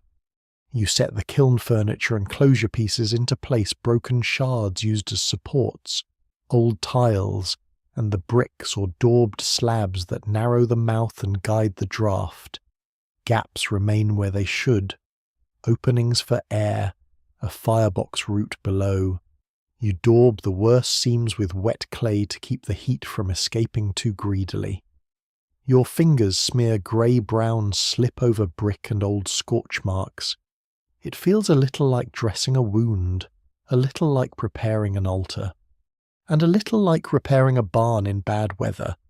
Medieval work often contains all 3 moods at once. By the fence, Marda the herb wife passes again, slower now, her basket lighter than before. She eyes the kiln and nods once. Loaded. Is it nearly... She considers this as though judging the fate of kingdoms. Then she reaches into her basket and tosses you a tiny pinch of dried something wrapped in rag. For luck. What is it if it works? Rosemary. If it doesn't. Old cabbage. You laugh softly, and she moves on before you can thank her twice. Some swear rosemary cast near the first firing sweetens the smoke and steadies the draught. Others say this is nonsense invented by herb sellers with idle stock. but the workshop charm has hung by the door all day, and Marda's gift weighs nearly nothing. So when the time comes, you tuck the little bundle into a crack in the kiln's outer clay, where it will warm but not burn at once. There. One more argument with uncertainty. Dusk thickens by the time the loading is done. The sky above the roofs turns from pale brass to a dimmer blue, and smoke from the village chimneys rises straighter in the cooling air. The dog has come closer again, drawn perhaps by the seriousness of your movements, perhaps by the faint chance that any human engaged in ceremony may eventually misplace a crust. You stand back from the kiln with clay-streaked hands and soot, already marking your cuffs anew. Behind you, the workshop is strangely empty without its rows of wares. Before you, the kiln holds them all in darkness now, arranged in silence where soon heat will pass among them like judgment. This is the hour when the day narrows to one decision. You look once at the mouth, once at the wood stack, once at the changing sky. Soon you will light the fire in earnest and feed it into the kiln's hungry throat. Soon the chamber will warm, the draught will gather, and every bowl, jug, lamp, basin, and storage pot inside will begin the dangerous crossing from shaped earth to hardened vessel. For a moment, though, all remains still. The loaded kiln waits. You wait with it. And the evening gathers around both of you like the opening lines of an old ritual no one fully trusts and everyone performs anyway. The evening gathers around both of you, and then waiting gives way to work. There is no trumpet for this moment, no grand signal from heaven or manor tower, only the practical knowledge that the light is thinning and the kiln, once loaded, cannot be left to sentiment.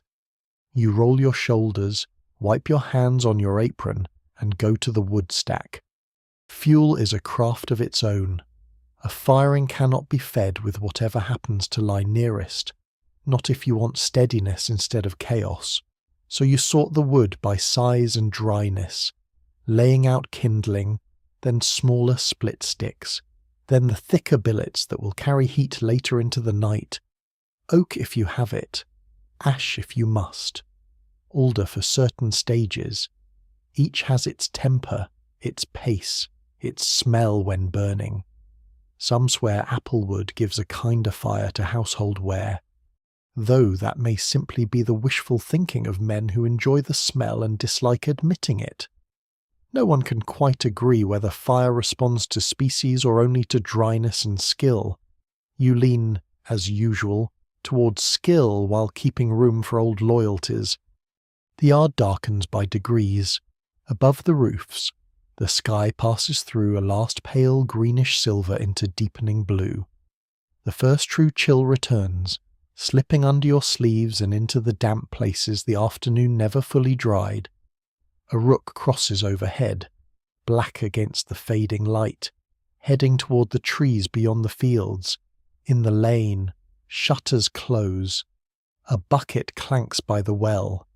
Supper smells drift from cottages, onions softening in fat, pottage bubbling, smoked fish warming, coarse bread near the hearth. The village is turning inward while you prepare to tend the one thing that will keep you facing outward half the night. You crouch at the kiln's firebox and lay the first kindling with care. Dry straw first, then twigs, then thin split lengths crossed lightly so air may move between them. The kiln mouth looms above, sealed and silent, the chamber beyond already full of bowls, jugs, basins, lamp cups, and the broad storage crock sitting in its dark place like a patient elder. You cannot see them now. From this point forward, you will know them by faith, memory, heat, and whatever the kiln chooses to tell you through sound and smoke. This is one reason people speak of firing as if it were half labour and half negotiation with something older than reason. You strike spark to tinder. At first the flame is modest, almost shy. Straw catches with a dry whisper, Twigs begin to glow at the edges. A faint thread of smoke curls up, smelling of dry grass and old wood. You lean close, feed a little more, protect the new fire from the evening draught with one hand. Soon the small sticks begin to crackle, and a red pulse gathers in the heart of the firebox. The first real warmth touches your face. There it is. The kiln has taken the fire. Some swear the first smoke tells the whole tale. If it rises pale and even, the firing will be sound. If it hunches low or blows back in your face, trouble waits somewhere before dawn.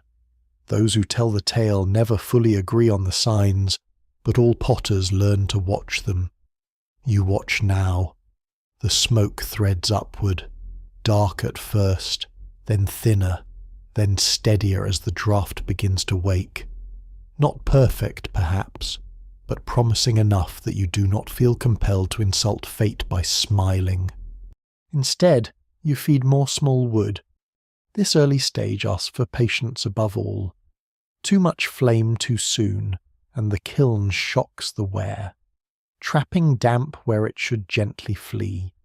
A vessel that seems perfectly dry by touch may still hold hidden moisture in its walls, and hidden moisture under sudden heat becomes steam, and steam becomes disaster with alarming speed. So you nurse the fire, small sticks, steady intervals, time for the chamber to warm slowly, for the clay to ease itself toward hardness rather than be flung there like an unlucky sinner into judgment. The dog edges nearer, then thinks better of it when the firebox pops sharply and a spark skitters onto the yard. It retreats to a respectable distance beside an upturned bucket and watches with narrowed eyes. Sensible creature. You settle into the rhythm of the watch. Add fuel. Wait. Watch the smoke. Listen.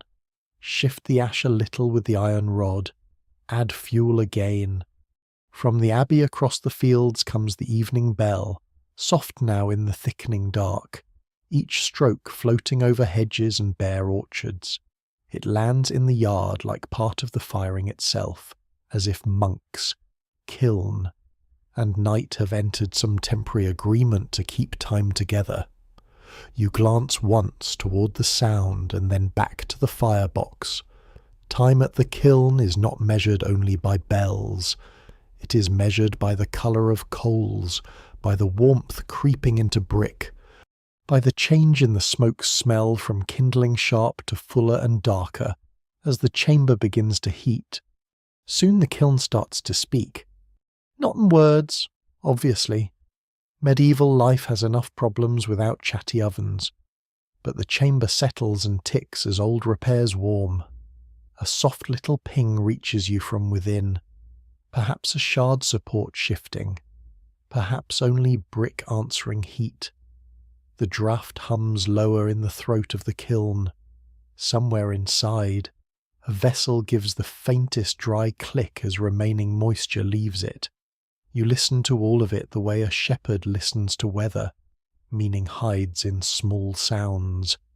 Even now, it's hard to tell whether kiln sounds truly foretell success, or whether a tired brain, crouched too long in the dark, turns every creak into prophecy.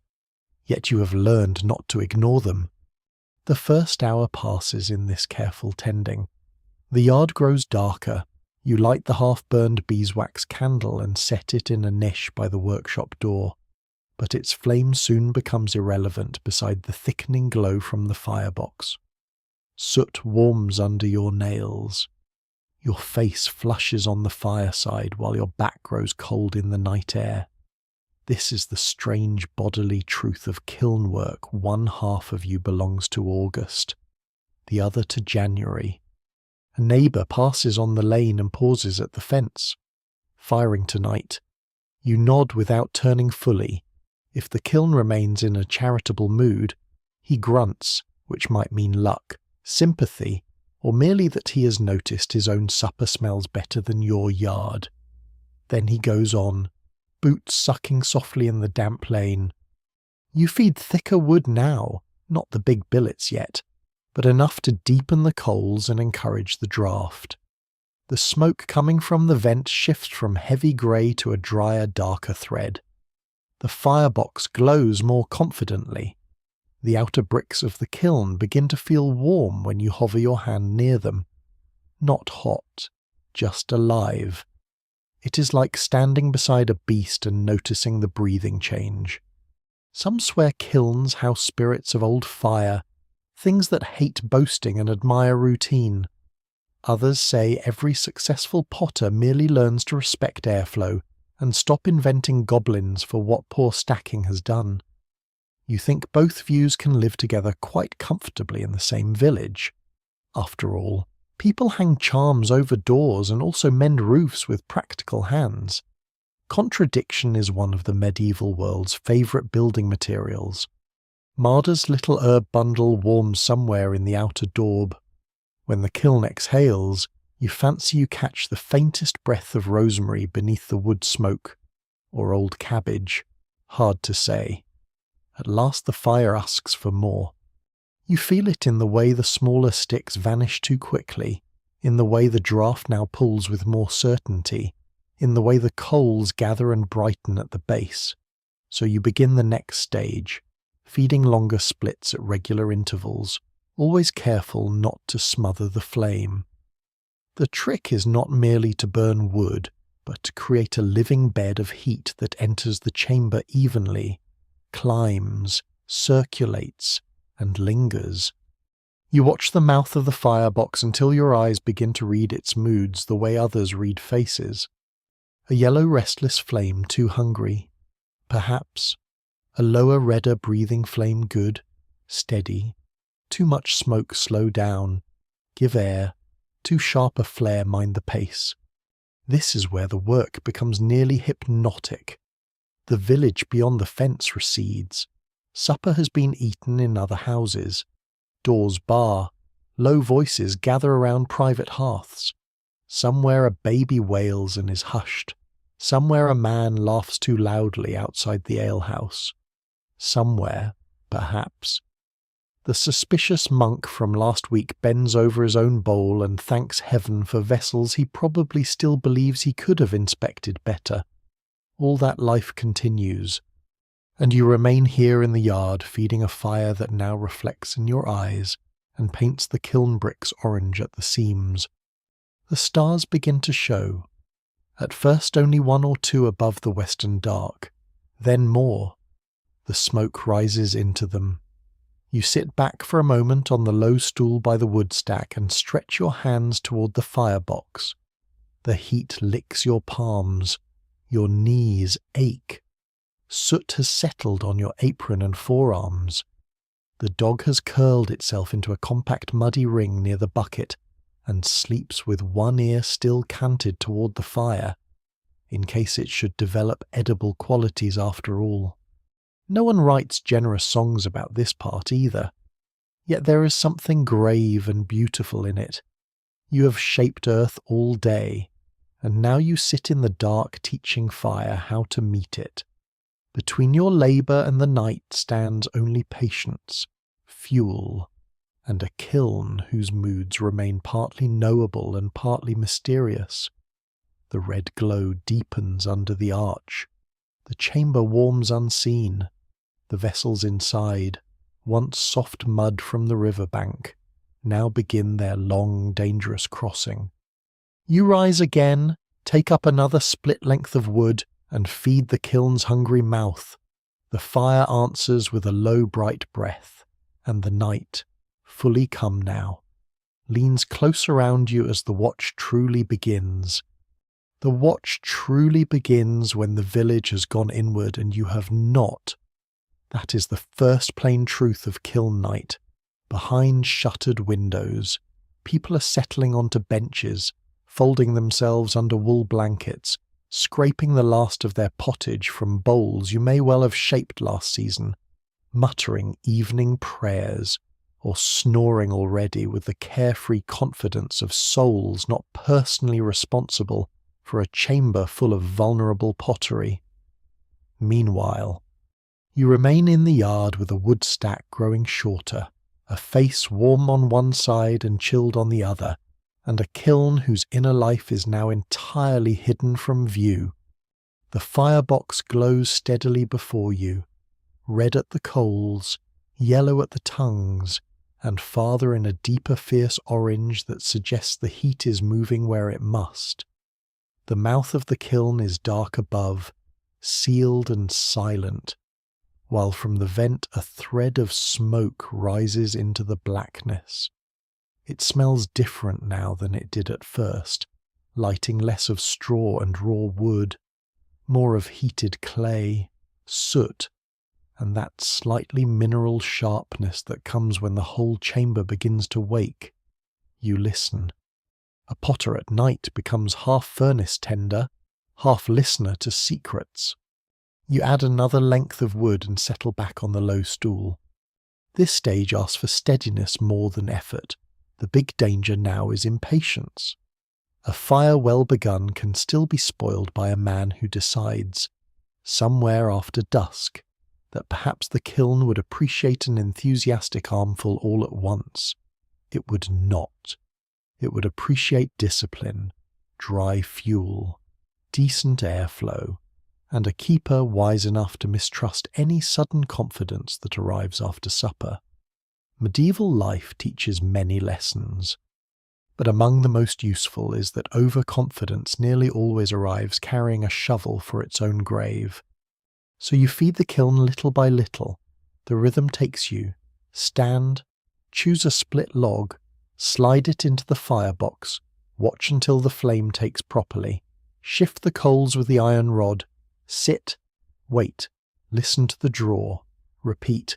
The night narrows until this is nearly the whole world, the wood in your hands, the warmth on your face, the red chamber breath inside the kiln, and the dark all around like an old cloak wrapped close.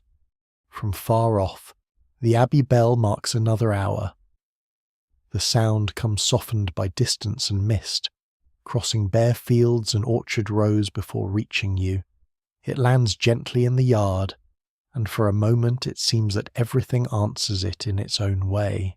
The dog flicks near in sleep, a shutter bangs once on the lane, a horse stamps somewhere beyond the brewer's shed, and your kiln gives a small inner tick, like someone tapping a nail against a cup. Some swear that kilns are most treacherous in the hours after midnight, when fire spirits grow playful and men grow stupid with tiredness. Others insist the dangerous time is not midnight at all, but that lonely stretch just before it, when you still imagine yourself wide awake. Those who tell the tale never fully agree, but every potter knows the long watch has its own sort of enchantment, and not all of it is friendly. Shadows grow taller than they are. Sounds take on meaning they may not deserve. The glow of the coals begins to seem less like heat and more like an eye considering you from under the arch. You are sensible enough not to mention that aloud. Instead, you pull your cloak tighter, rub your palms together, and glance toward the workshop door. The half-burned candle in its niche has sunk lower, making a small buttery flame that barely touches the darkness. Inside, the wheel stands silent. The bench, the trimming knife, the damp cloth, the empty boards where wares once sat all rest in a hush that feels oddly complete. The whole day has narrowed into this one labour now. Nothing remains to do but keep the fire alive and trust that the stacked bowls, jugs, lamp cups, basins, and the broad storage crock within the chamber are enduring their trial as well as they can. A fox barks somewhere beyond the hedgerow. It is one of those sounds that never improves with familiarity, sharp, sudden, and just strange enough to make the hairs rise at the nape before reason reasserts itself. The dog near the bucket lifts its head, considers the matter, and then decides foxes are none of its concern. A very medieval philosophy. You smile to yourself and feed another log. The kiln has begun to breathe differently now. The draws stronger. the fire quicker to seize what you give it. When you crouch near the firebox, the heat presses firmly against your cheeks and brow. When you stand, the cold settles again on your shoulders like damp wool. Your body belongs to two seasons at once. You keep an eye on the vent smoke, thinner now, and on the faint change in colour inside the box. The coals hold deep and even. Good. So far, good. Still, this is the time when old sayings come back to you. That a potter should never count his cups before the kiln cools, that a cracking sound from within means one of the smaller spirits has escaped and taken a bowl with it, that if sparks fly east, the firing will run clean, and if west, prepare to curse by dawn. Even now, it is hard to tell whether such sayings began as observation, or simply grew from the human need to name what it cannot control. Fire is useful, but it has never been polite. It consumes, transforms, blackens, hardens, and occasionally mocks. That is a great deal of personality for one element. No wonder people talk about it as if it were temperamental. To occupy your mind, you take up the iron rod and clear a little ash from the mouth, careful not to disturb the bed too harshly. The sparks leap when you do, tiny orange stars hurrying up into the dark and vanishing before they can become anything worth worrying over. The smell that follows is rich and dry. For a moment it carries you back to other firings, nights when rain tapped on the shed roof, nights when the wind drove smoke sideways. One disastrous winter watch years ago when a careless cousin fed green wood and spent 6 hours learning exactly how loudly disappointment can hiss. You were younger then, more hopeful in some ways, less prepared in others. No one can quite agree whether time makes a craftsman better or merely more resigned. Perhaps both. You certainly do not trust the kiln more now than you did then. You simply understand the terms of the relationship. Another hour slides by. The stars multiply overhead. The lane falls nearly silent. Once, from the alehouse farther up the road, comes a burst of laughter followed by a voice trying and failing to sing. Then even that fades. A mist begins to creep back into the low places beyond the fence, silvering the dark edges of the yard. The kiln glow seems warmer for it. You sit with your elbows on your knees and stare into the firebox until shapes begin to suggest themselves in the coals and arch. A face, a bishop's hat, a goose with bad intentions. Tiredness does that. The mind, given enough dark and enough flame, starts entertaining itself in suspicious ways. You blink, straighten, and stand. Best not to let imagination take the stool entirely. Inside the workshop, you find the wrapped crust you didn't finish at noon, and a small jug with the last of weak ale. The crust is dry enough to repair walls. The ale tastes of yeast, smoke, and modest regret. Still, the food anchors you. You eat standing in the doorway, looking at the kiln. That broad orange seam around the firebox looks almost companionable now. You and the kiln have settled into one another's company. Not friends, exactly. More like neighbours obliged by circumstance to trust one another for the night. When you return to the stool, the dog has shifted closer again, curling where the heat reaches the yard in faint breaths. Its paws twitch in sleep. Perhaps it dreams of bones, perhaps of supervising larger kilns in richer villages. Ambition comes to us all. A small, sharp sound reaches you from within the chamber. Not loud, not disastrous, just a quick, dry click. You freeze for a heartbeat, head tilted, then nothing. Perhaps a shard support settling, perhaps a cup foot adjusting. Perhaps simply brick answering the climb in heat. Those who tell the tale never fully agree what such noises mean, and the kiln, unhelpfully, does not offer clarification. You let out the breath you did not realize you were holding and feed the next piece of wood with slightly more ceremony than before. Now the red heart of the fire is fierce enough that the underside of the arch glows faintly. The chamber is well into its labour. The clay within is passing beyond mere dryness, into that deeper change where earth begins to forget softness and remember stone. It is a strange crossing, half chemistry, half miracle, and entirely indifferent to whether your back hurts. You lean your head briefly against the rough outer wall of the kiln, feeling the stored warmth there through the night chill. The clay daub is warm, not hot, and smells faintly of smoke and rosemary or old cabbage. Still impossible to say. The stars above seem sharper now. The abbey bell will ring again before long. Dawn remains far away. So you keep watch. You feed the wood. You listen to the kiln breathe. And between waking and drowsing, heat and cold, sense and old superstition, the night carries you onward with the low red patience of embers that do not yet know whether they are making triumph or loss. The night carries you onward until, almost without your noticing the exact moment, darkness begins to loosen. It does not vanish all at once.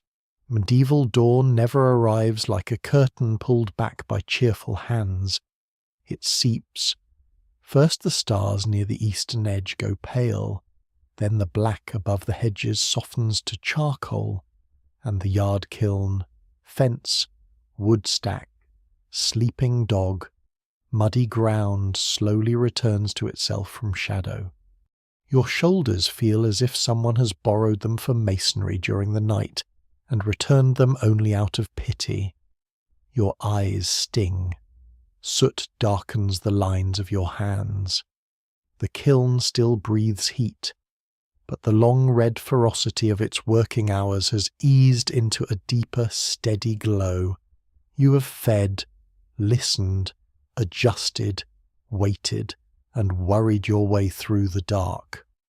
And now comes another kind of waiting. The first abbey bell of dawn rolls over the fields while the sky is still only grey. You hear cocks crow in 3 different and mutually competitive directions. Somewhere down the lane, a latch lifts and falls. The village, which left you alone with the kiln for most of the night, begins once more to wake into its own concerns. But you're already far ahead of it, living in that strange hour after a firing when time becomes both heavy and thin. The hardest work of the night is done. The result remains hidden. No one can quite agree whether the worst moment in pottery is hearing a pot crack in the kiln or waiting to see what survived after the heat has passed. A crack announces disaster cleanly. Waiting allows the mind to invent 20 disasters, each more persuasive than the last. You rise from the low stool and stretch until your spine produces a series of small complaints like old floorboards. The dog unfolds itself nearby with the solemn misery of any creature forced awake too early. You give the kiln a final careful look. The chamber must cool enough before opening. Not cold, not even close, but no longer blazing into folly. Patience again. Pottery turns nearly every hour of the day into a lesson in not rushing the next one. So you busy yourself while waiting. You rake the ash near the firebox. You stack what wood remains. You fetch water and splash your face, which helps only modestly but feels morally important. You stand in the pale dawn beside the workshop wall and chew the last scrap of yesterday's bread, now as hard as a saint's jawbone. The world smells washed and smoky at once wet earth, ash, damp wool from your own cloak, a little horse smell from the neighbouring shed, and somewhere the hopeful promise of porridge beginning in someone else's kitchen. Light grows. Mist lies low over the meadow beyond the village, and the abbey tower rises from it as if the monks built their bell tower straight from cloud. On another morning you might admire that more fully. Today your thoughts remain tied to the kiln chamber and to the stacked population within bowls, jugs, basins, lamp cups, the broad storage crock anchoring the load, the slightly disappointing jug you tucked near the centre, in hopes that fire might grant it character if not perfection. Some swear you should never open a kiln before speaking a blessing or touching iron. Others say the only blessing that matters is common sense, and that touching iron merely keeps busy hands from doing something stupid.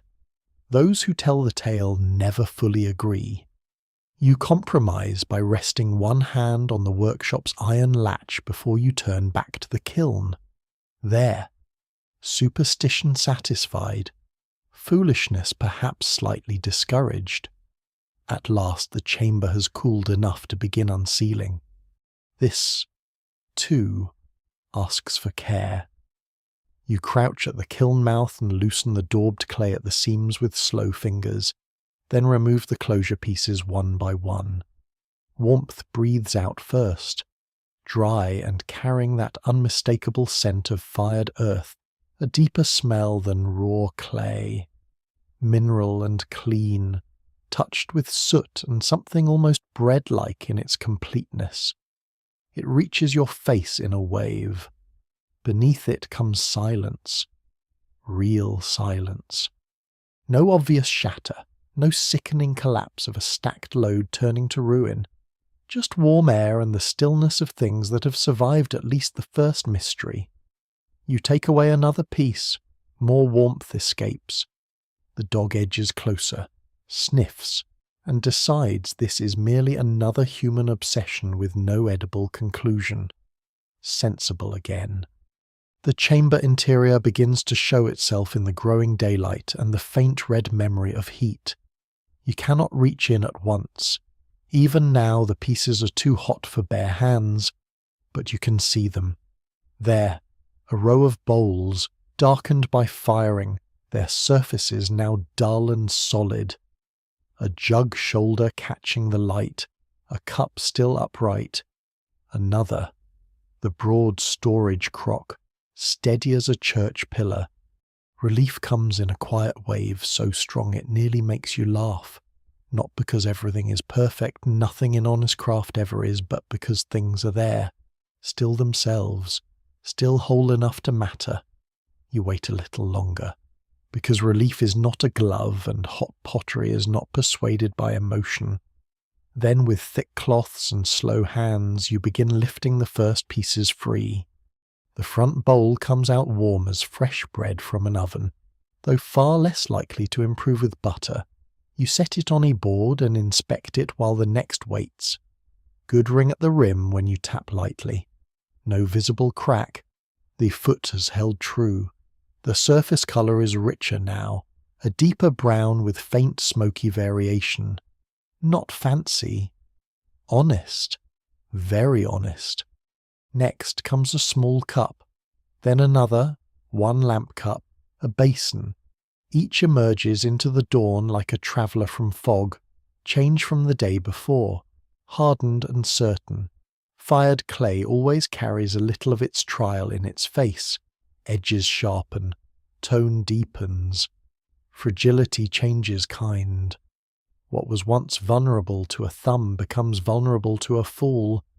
Medieval life calls that improvement. You keep unloading. A neat jug comes free beautifully, its handle sound, its lip crisp, its body unwarped. You allow yourself the smallest inward nod, then a second, slightly darker from where the flame must have kissed it more strongly, also sound. A third shows a tiny roughness near the base where ash has marked it. But no matter, such things happen. Village buyers do not expect celestial perfection. They expect a vessel that holds ale without betraying them. A very reasonable standard. Then comes the first loss. One of the smaller bowls, tucked perhaps a little close to its neighbour, shows a clean crack running from rim toward belly.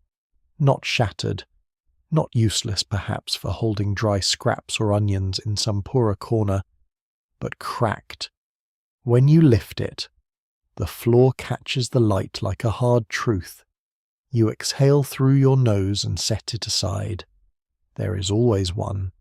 Some swear a cracked first bowl means the rest of the batch escaped a worse fate by giving the kiln an offering. Others say that is exactly the sort of poetic nonsense invented to make failure feel ceremonial. You suspect the bowl simply held a hidden weakness or took heat badly where it sat. Yet even practical explanations do not entirely sting less. You go on. The broad storage crock comes out almost last among the larger pieces, and when it does you brace yourself a little without meaning to. It has sat deep in the heat, carrying much of the chamber's hope with it. You lift carefully with both hands, cloth wrapped around the lugs, and draw it into the open air. Whole, sound, and handsome in a plain substantial way. The curve of the belly remained true. The neck did not warp. One side shows a smoky blush, where flame moved around another vessel, and that only improves it, lending a kind of weathered gravity. This one will outlast several winters if no one drops a beam on it. You stand there in the dawning yard holding it, and for a moment it feels absurd that something which began yesterday as cold mud from the riverbank now rests solid and ringing in your hands. Even now, it's hard to tell whether firing clay is transformation or revelation. Did the kiln make this vessel, or simply expose what patient shaping had already asked it to become? You set the crock down with care and reach again into the chamber. More bowls, 2 good cooking pots, the lidded jar and its lid, both sound. 1 cup slightly warped, leaning just enough to seem rakish rather than ruined. The slightly disappointing jug from yesterday has survived better than expected.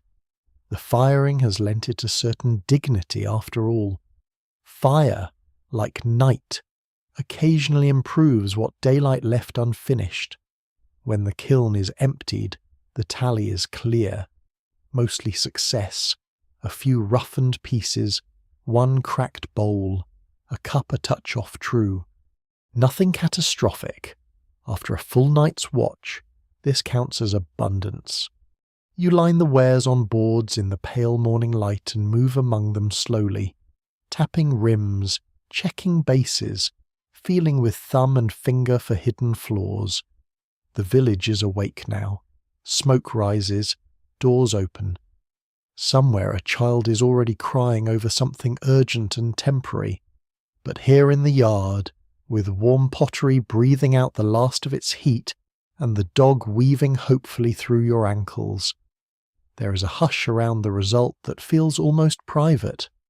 No one writes many songs about this moment either, yet perhaps this is the truest reward of the whole craft, not glory, not riches, not even praise, but the quiet sight of useful things surviving fire. You stand in the dawn among bowls, jugs, basins, and crocks, soot on your hands and little sleep in your bones, and feel triumph and disappointment sitting side by side like old companions. The cracked bowl reminds you who rules the kiln. The sound pieces remind you why you return to it anyway. And as the day begins again around you, you know these fired wares will soon be carried out into the muddy breathing world toward market, kitchens, monasteries, storehouses, and tables where ordinary lives wait for them. The day begins again around you, but it feels different now. Not softer, not kinder, but resolved in a way the long night never is. The kiln stands open and cooling, its work done for now, its breath no longer urgent. The boards in the yard hold the result rows of fired wares, still faintly warm, still carrying the memory of flame in their colour and weight. Dawn has turned to morning proper. The mist has lifted from the meadow. Smoke rises from chimneys in steady pale threads. Somewhere a cart creaks toward the road, and you, with soot on your hands and only a thin thread of sleep behind your eyes, Begin the quiet business of turning finished work into something the world will actually use. Market does not wait for a potter's comfort. You fetch the carrying baskets and a length of coarse cloth to line them. Fired wares are stronger than they were yesterday, but not invincible. A careless knock, a jolt from a rut, a moment of clumsiness at the wrong time, these undo as much as a cracked firing ever could. So you pack with care, larger pieces first, nestled into straw or cloth, bowls stacked with space between, jugs wrapped so their handles do not catch.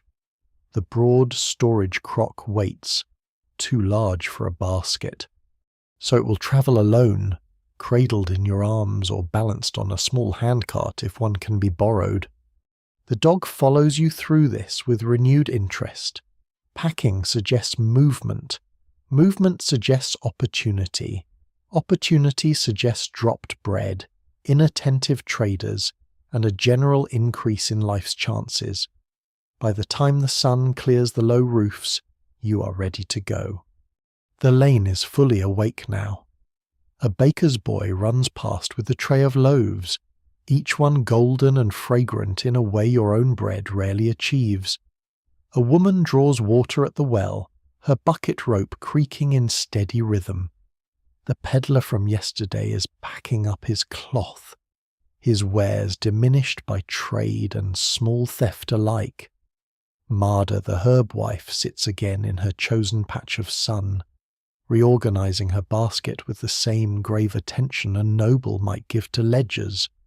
You did not burn the village down, she observes as you pass, a modest ambition.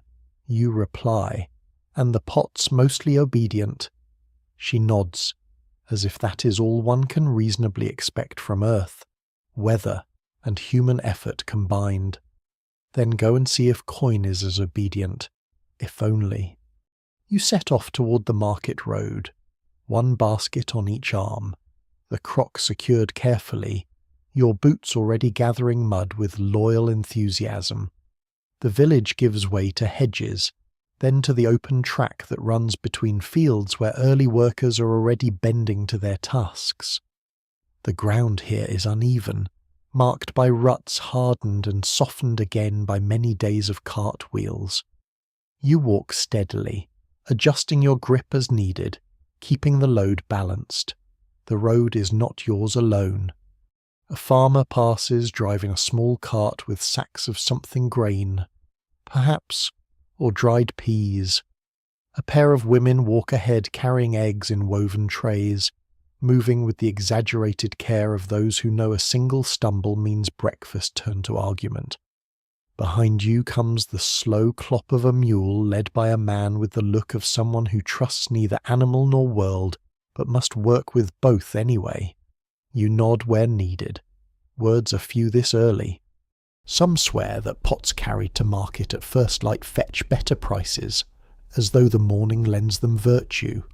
Others insist buyers are sharper early and kinder late, after ale has done its work. Even now, it is hard to tell whether timing matters more than luck, reputation, or the simple fact that people need what you have made. The market square lies in a neighbouring village, not grand but busy enough to matter. By the time you arrive, the place is already in motion. Stalls are set along the edges, some permanent, some no more than boards on trestles. Cloth merchants spread their goods with dramatic shakes. A butcher arranges cuts with an air of authority that suggests his knives has opinions. Fish sellers call out their wares with a boldness not entirely supported by the smell. Smoke drifts from a row of cook fires where something is always simmering, always being stirred, always being sold. You find your usual place near the outer edge. Not the most desirable position, but one you have earned by habit and by not quarrelling with anyone who could make your day worse. You set down the baskets, unwrap the wares, and begin arranging them on the board you carry for such purposes. This is another quiet art, not too crowded, or the eye grows tired, not too sparse, or the table looks poor. Larger pieces at the back, smaller in front, handles turned outward where possible. A line of bowls catching the light just so. The broad crock placed where it can be seen but not easily knocked by passing elbows. You step back, adjust one jug, rotate a bowl, and nod. Good enough.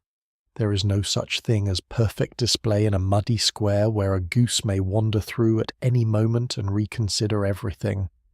The first customers are not customers at all, but neighbours who drift by to look, to comment, to remind themselves what things cost this week and how much they wish they did not. A man lifts a jug, weighs it in his hand, sets it down, and says nothing. A woman runs a finger along the rim of a bowl, testing its smoothness. A boy picks up a lamp cup and is immediately told to put it back before he invents a new kind of breakage. Then the real work begins. A cook from the manor comes first, with a purse and a list and the brisk manner of someone who has no interest in your artistry, but every interest in your prices. She selects 2 cooking pots, tests their balance, and names a figure lower than you prefer. You name one higher than she expects. Between those 2 numbers lies the narrow bridge across which most medieval trade must pass. You cross it together, step by step. Some swear that the first sale of the day sets the luck for all that follows. Others say luck is what people call it when they cannot admit they misjudge the value of their own goods. You accept a fair price, not a generous one, and wrap the pots in cloth for her to carry. Coin changes hands. It is not much, but it is real. And in a world where dues, rent, and winter all wait patiently, real coin matters. More customers come. A farmer buys a basin after tapping its rim 3 times, as if testing a bell. A young couple argues softly over whether they need another bowl or merely want one. An old man examines a jug so closely you half expect him to ask it about its childhood. A monk, perhaps the same suspicious one from before. Perhaps merely another of his kind, selects a storage jar and inspects the base with great seriousness, as though expecting to find a hidden confession written there in clay. You keep your voice even. You answer questions. You do not praise too loudly. You do not insult a buyer's judgment, even when it clearly deserves assistance. Medieval markets reward patience almost as much as they reward goods. Those who tell the tale never fully agree whether a pot sells because it is well made, well priced, or because the buyer woke that morning in a mood to spend. You suspect all 3 take turns deciding. By midday, your table has thinned. The best pieces are gone. A few remain the slightly warped cup, the cracked bowl now priced accordingly, a jug or 2 that did not catch the right eye at the right moment. This is the other truth of trade, not everything finds a home at once. Some things wait, some things return with you. Some things will be sold cheaper next time or traded for goods instead of coin. You eat a little bread in the shadow of your own stall and watch the square. Voices rise and fall, bargains are struck, arguments bloom and fade. A child chases a chicken. The butcher laughs at something that would likely be less amusing if you heard it clearly. Life continues in its layered, practical way. When the hour turns and the market begins to loosen, you pack what remains. The crock is gone, sold to a woman who spoke little but counted carefully. The cooking pots, the better jugs, most of the bowls all passed into other hands, into other homes, into other stories. What remains is lighter in weight but still present. You tie the cloth, lift the baskets, and turn back toward the road. Behind you, the square continues its business. Ahead, the path leads home past fields, hedges, and the quiet places where clay waits in the ground, indifferent to whether you will return tomorrow or next week to ask it again to become something useful. The dog, of course, follows, and as you walk, coin in your pouch and emptier baskets on your arms, you begin to feel the slow settling of a different kind of tiredness, the kind that comes not from shaping or firing, but from the long quiet exchange between your work and the world that receives it. You walk home with emptier baskets and a heavier pouch, and that feels, by the modest standards of ordinary life, like a decent arrangement. The road out of the market village lies damp under the afternoon light, its ruts dark with old water, its hedges beginning to stir in a wind that smells faintly of leaves, smoke, and distant rain. Your shoulders ache in a quieter way now, the ache of carrying less weight but more weariness. Behind you the market square still murmurs in scraps of sound one last shouted price, a cartwheel complaining, a woman calling to a child who has mistaken chaos for freedom. Ahead lies the familiar road back through fields and low meadows, and with each step you feel the day settling into its later shape. The baskets are lighter because the wares are gone, at least most of them. Bowls, pots, jugs, and the broad crock have passed into hands that will soon carry them farther than you will follow. This is always a strange part of the trade. The making was intimate. The firing was anxious. The selling was close enough to smell other people's sleeves. But now the vessels go on without you, and all you're left with is the knowledge of their destinations guessed at from faces, speech, clothes, and the goods already in a buyer's grasp. A potter learns to imagine lives by the objects those lives require. You picture the manor cook setting one of your heavy pots at the edge of a broad hearth, where boys in stained tunics carry firewood and kitchen girls duck through smoke with onions in their aprons. That pot will blacken quickly there.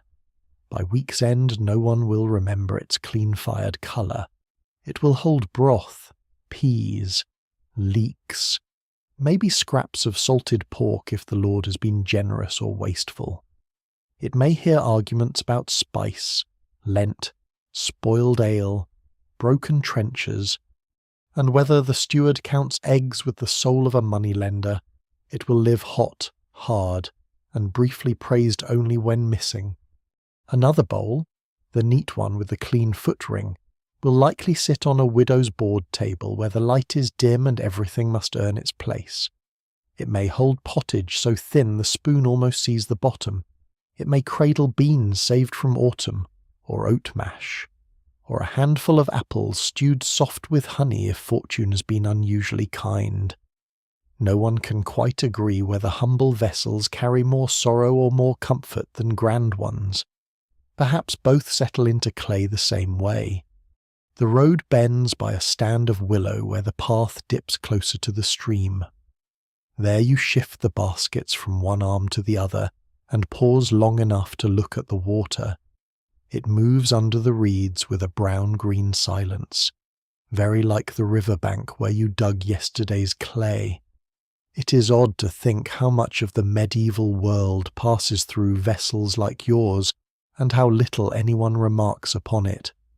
Ull from brewer to bench, water from well to pot-hook, pottage from hearth to trencher, lard into jars, ashes into basins, milk into crocks, dyes, herbs, vinegar, fish brine, candle ends, scraps, seed grain, and winter hope itself. Everything wants a container sooner or later.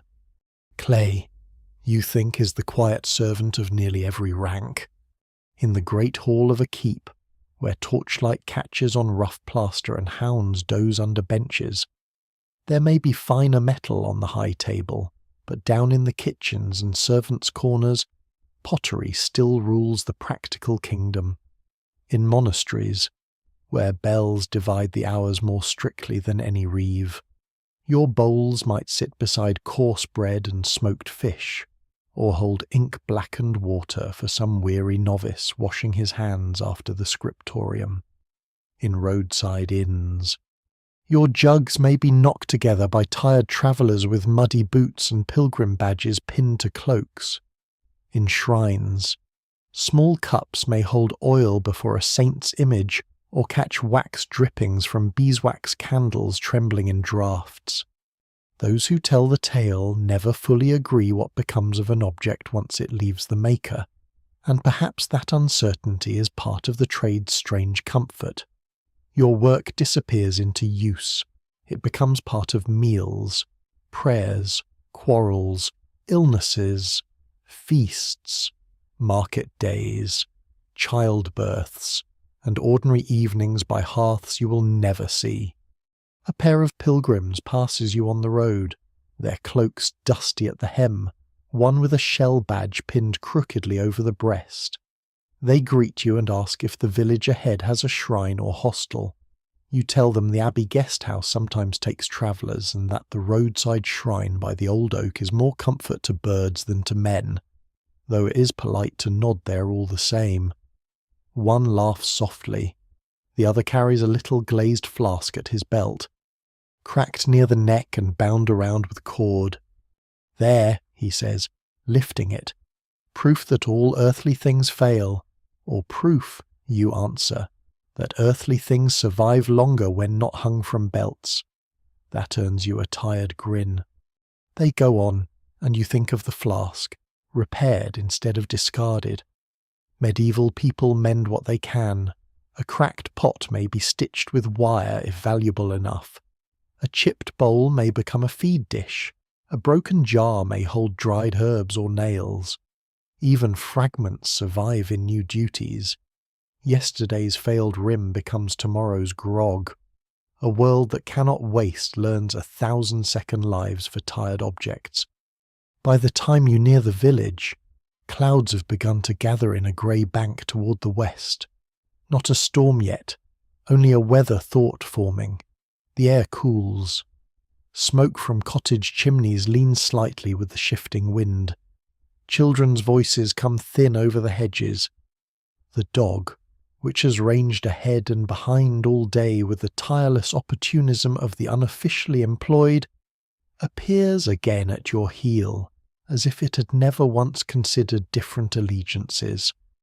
At the lane's entrance you pass the alehouse and hear the afternoon's slow assembly, within cups set down, benches scraping, the low hum of men beginning the serious business of saying the same things they said yesterday, but with more conviction.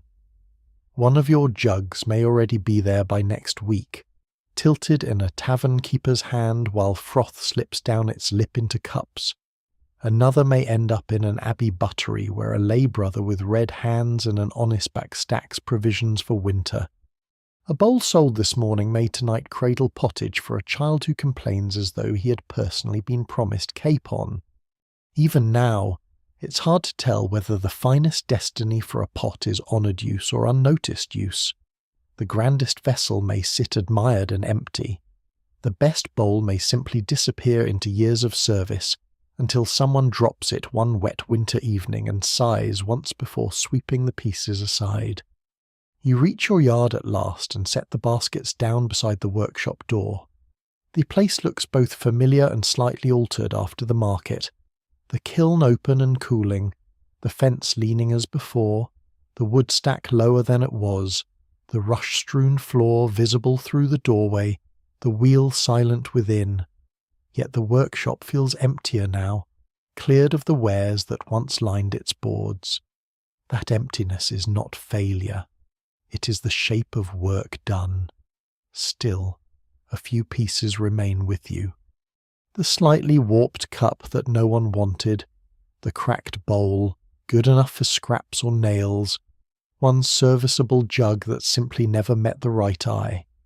You lift them from the basket and set them on the bench. These leftovers have their own quiet afterlife. The cracked bowl may hold trimmings or herb bundles. The cup, if not too crooked, can still serve in the workshop.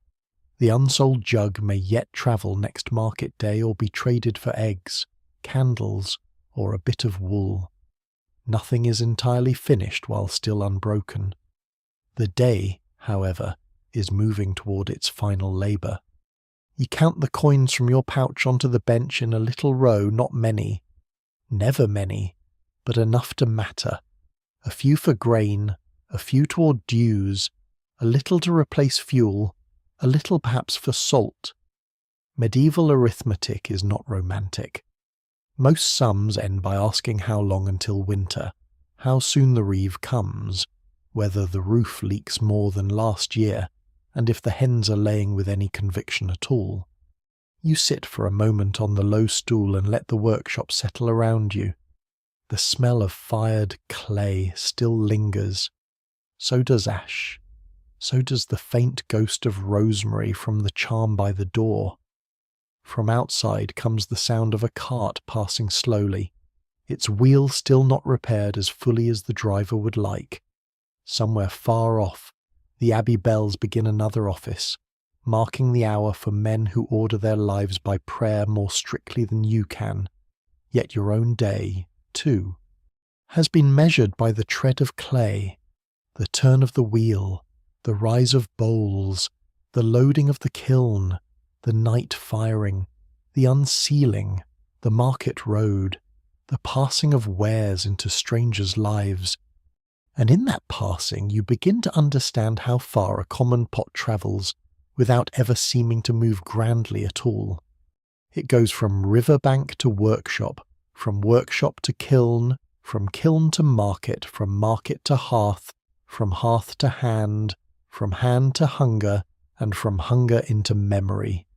Then, one day, it chips, cracks, or shatters and returns again to the ground in pieces, perhaps even to your own bench as crushed grog in another batch of clay. There is a circle in that quiet enough to please a monk and practical enough to please a potter. Outside, the wind shifts once more. Inside, your fired pieces rest on the bench, your coins lie in a modest row, and the long day begins at last to lean toward reckoning, toward repairs, losses, winter measures, and the sober truths that wait after the market crowd has gone. The long day leans toward reckoning in the quietest possible way. No herald announces it, no bell marks it more sharply than the others. It simply arrives when the market dust has settled from your boots, when the coins lie in their modest row on the bench, and when the workshop, stripped of most of the wares that filled it yesterday, begins to show its true shape again, not a room of finished things, but a room where labour gathers itself for the next round. The light outside has grown softer and flatter. Clouds from the west have spread across the sky in a pale grey sheet, turning the village roofs dull silver and muting the colours of the lane. Even the dog, after a full day of unofficial attendance, has collapsed near the kiln with the tragic dignity of someone convinced he has carried civilization on his back. You sit on the low stool and count the coins a second time, because money always looks more encouraging before it is assigned to its disappointments. One stack for grain, one for salt, a few set aside for fuel, because kilns, unlike saints, do not thrive on prayer alone. A portion toward dues, which vanish from a table with greater speed and less gratitude than anything else in medieval life. What remains is small enough to seem offended by the company. No one can quite agree whether a potter's true skill lies in shaping clay or in stretching poor earnings across weather, breakage, rent, and appetite. The shaping is certainly more pleasant to discuss. Yet this hour, with its little stacks of coin and its silent arithmetic, tells as much truth as the wheel ever does. You wrap the money in cloth and tuck it into the chest beneath the bench, where a few scraps of wax, an old iron key, and 2 bent nails keep it company. Then you turn to the leftovers from market. The cracked bowl sits on the bench like a minor rebuke. The line down its side is clean, visible, undeniable. It might still be used in the workshop for trimmings, dry peas, or the sort of small useless things that collect in corners and pretend to have purpose, but it will never be what it was meant to be, nearby. The slightly warped cup leans with a crooked sort of confidence, as though deciding to call its flaw character before anyone else can mention it. The unsold jug looks perfectly respectable, which may be the problem. Market buyers are like crows with opinions. Sometimes the best object is ignored simply because it stood there while something shinier got admired first. You turn the jug in your hands and inspect the handle, the lip, the base, sound. Good enough for the workshop if it never sells. It may yet carry water from the well, hold weak ale, or stand by the brazier with a bunch of willow switches in it until its destiny becomes clearer. A potter learns not to grieve every unsold piece. Grief should be saved for larger matters, roofs that fail in snow, children with fever, a kiln lost to crack or rain, stores going mouldy before Candlemas, the reeve arriving with more interest in dews than in weather. Compared with those, one stubborn jug is merely a lesson in patience. Still, losses gather at the edges of any trade, and you know them all well. A bowl cracks, a handle pulls away in drying, a customer haggles you thin as parchment, a wheel spindle needs replacing, a cart journey ends in breakage, damp creeps into stored clay. Firewood costs more after wet months. One winter storm can turn the lane to deep muck and keep buyers home for days. Medieval work is full of things that do not fail spectacularly, only steadily, by inches. So you set yourself to the lesser repairs while there is light enough. The cracked bowl is moved to the shelf above the bench where workshop wares live out their compromised second lives. The warped cup you test on the table. It does not tip. Good. A slightly drunken cup is still a cup if it keeps its feet. You rub a rough patch smooth with a bit of worn cloth and set it beside the water jar. The unsold jug you place by the door for now, near the rosemary charm, where it can look respectable and perhaps absorb some sense of belonging. Then there is the kiln itself. After any firing, a kiln must be examined the way an old soldier checks his armour after battle, not because everything is ruined, but because ignoring small damage is how one earns larger damage next time. You step out into the yard with a lump of repair clay in one hand and the fading daylight cooling against your face. The kiln stands open and quiet, no longer hungry, no longer glowing, just soot black and tired looking. You crouch at the mouth and inspect the seams, the patches, the edges of the arch, the wear around the firebox. Here, a little flake gone from the daub. There, a thin crack in an outer patch, not serious yet. Near the vent, some crumbling where rain must have licked at the repair before last. Nothing dire. But then, most dire things begin by looking manageable, so you mend them now. You press fresh clay into the seam and smooth it with the heel of your thumb. You patch the crack. You firm the edge of the firebox arch where the heat bit hardest. The clay is cool and slick in your hand, a gentler contact than the fierce dry warmth of the night's firing. As you work, the yard grows quieter, the lane traffic thins, one by one, cottage doors close. The air smells of rain not yet fallen, and of hearth smoke thickening for evening. Some swear kilns should be patched before sunset on the same day they are unloaded, lest the memory of heat escape and make the next firing moody. Others say clay repairs care nothing for memory, and everything for dryness, weather, and whether the potter is too tired to see straight. Even now, it is hard to tell which part of any old workshop rule comes from hard experience and which from the human wish to flatter routine into magic. But routine has its own power. You patch the kiln because it should be patched, and because doing so makes tomorrow's uncertainties fractionally smaller. Back inside, you look over the remaining prepared clay under its damp cloth. There is not much, enough perhaps for lamp cups, some lids, a few bowls if needed. Not enough for a full ambitious day. Soon you must return to the pit and river bank, gather more, tread more, Wedge more. The work never stands still for long. Pots leave, clay arrives, fire consumes wood. Winter approaches whether welcomed or not. A village potter is always one step away from beginning again. You check the wood stack next. Lower than you would like. Not desperate, but lower. Fuel vanishes faster in firing weeks. You make a note in your mind to split more ash and oak soon. Perhaps trade a basin or two for good seasoned billets if a farmer is in a generous mood or needs wares more than wood. Trade, like prayer, depends partly on timing and partly on what sort of day the other person is having. From the lane comes the clatter of the same broken-rimmed cart rolling past yet again, still not fully cured of its complaint.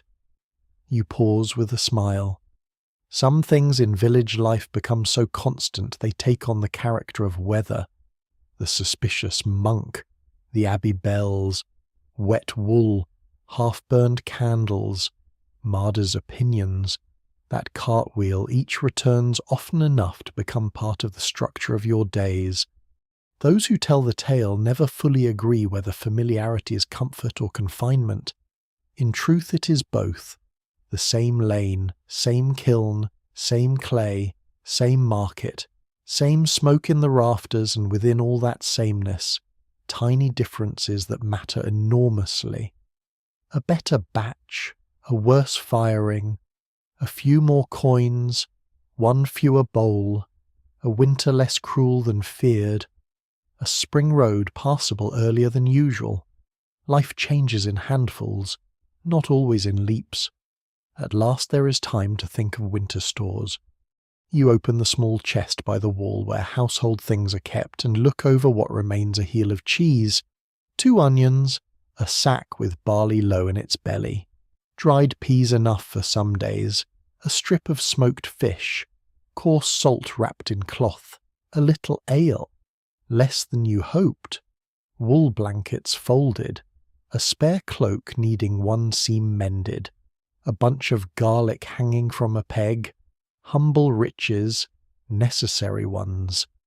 The broad crock you sold today might, by next month, stand in some other storehouse fuller than yours. That is part of the trade too, making containers for abundance you may not personally enjoy. There is no bitterness in the thought, only recognition. A potter's labour sits inside the larger weather of life. Taxes, harvests, births, illness, feast days, hungry weeks, muddy roads, saints' days, manor courts, and winter winds all move around the workshop whether you invite them or not. Clay pays for bread when it can. When it cannot, you mend, wait, trade, save, and begin again. You light the beeswax candle at last, though only briefly, and its warm little glow catches the bench edge, the trimming knife, the crooked cup, the rowan and rosemary charm by the door. The workshop seems smaller in candlelight and kinder. Outside, the first drops of rain begin to tick on the yard, soft and uncertain. The dog lifts its head, considers the sky, and decides the driest corner near the workshop threshold has been his rightful seat all along. You sit again on the stool and let the day settle in your bones. Not triumph, exactly, not failure, something steadier than either. A day's work has gone into bowls now on other tables, a crock now in another house, coins now in your chest, soot now under your nails, and repairs now drying on the kiln wall. A few losses sit on the shelf, a few needs wait for tomorrow. This is the true shape of a working life, not a perfect harvest of success, but a patchwork of enough. And in the dim workshop, with rain beginning outside and the smell of ash, clay, and old wood around you, that patchwork feels almost comforting. The patchwork of enough feels almost comforting, and as evening settles fully over the village, you begin to understand that this may be as close to peace as a working life ever comes.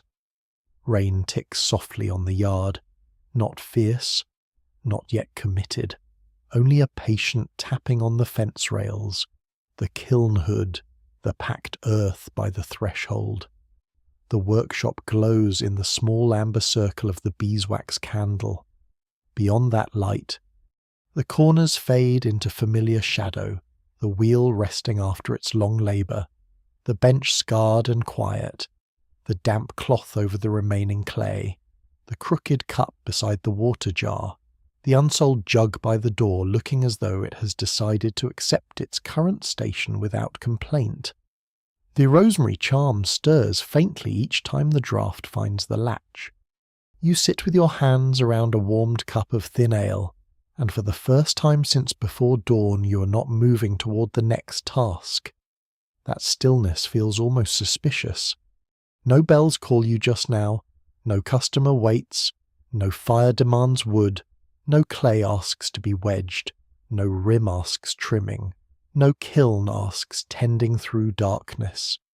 The village outside has withdrawn into itself. Through the rain and smoke-hung dusk you hear muffled signs of evening life. A door bar dropping into place, a spoon striking a pot, the low murmur of voices through a wall, somewhere the soft complaining whine of a child too tired for reason. Then even those settle. The day has gone where all days go into memory, into use, into the body. Your back remembers the riverbank, your shoulders remember the baskets, your foot remembers the wheels turning, your hands remember wet clay rising between them, and later the dry heat of kiln tending. Your eyes remember the first glimpse of fired bowls inside the opening chamber, and the small, sharp disappointment of the cracked one set aside.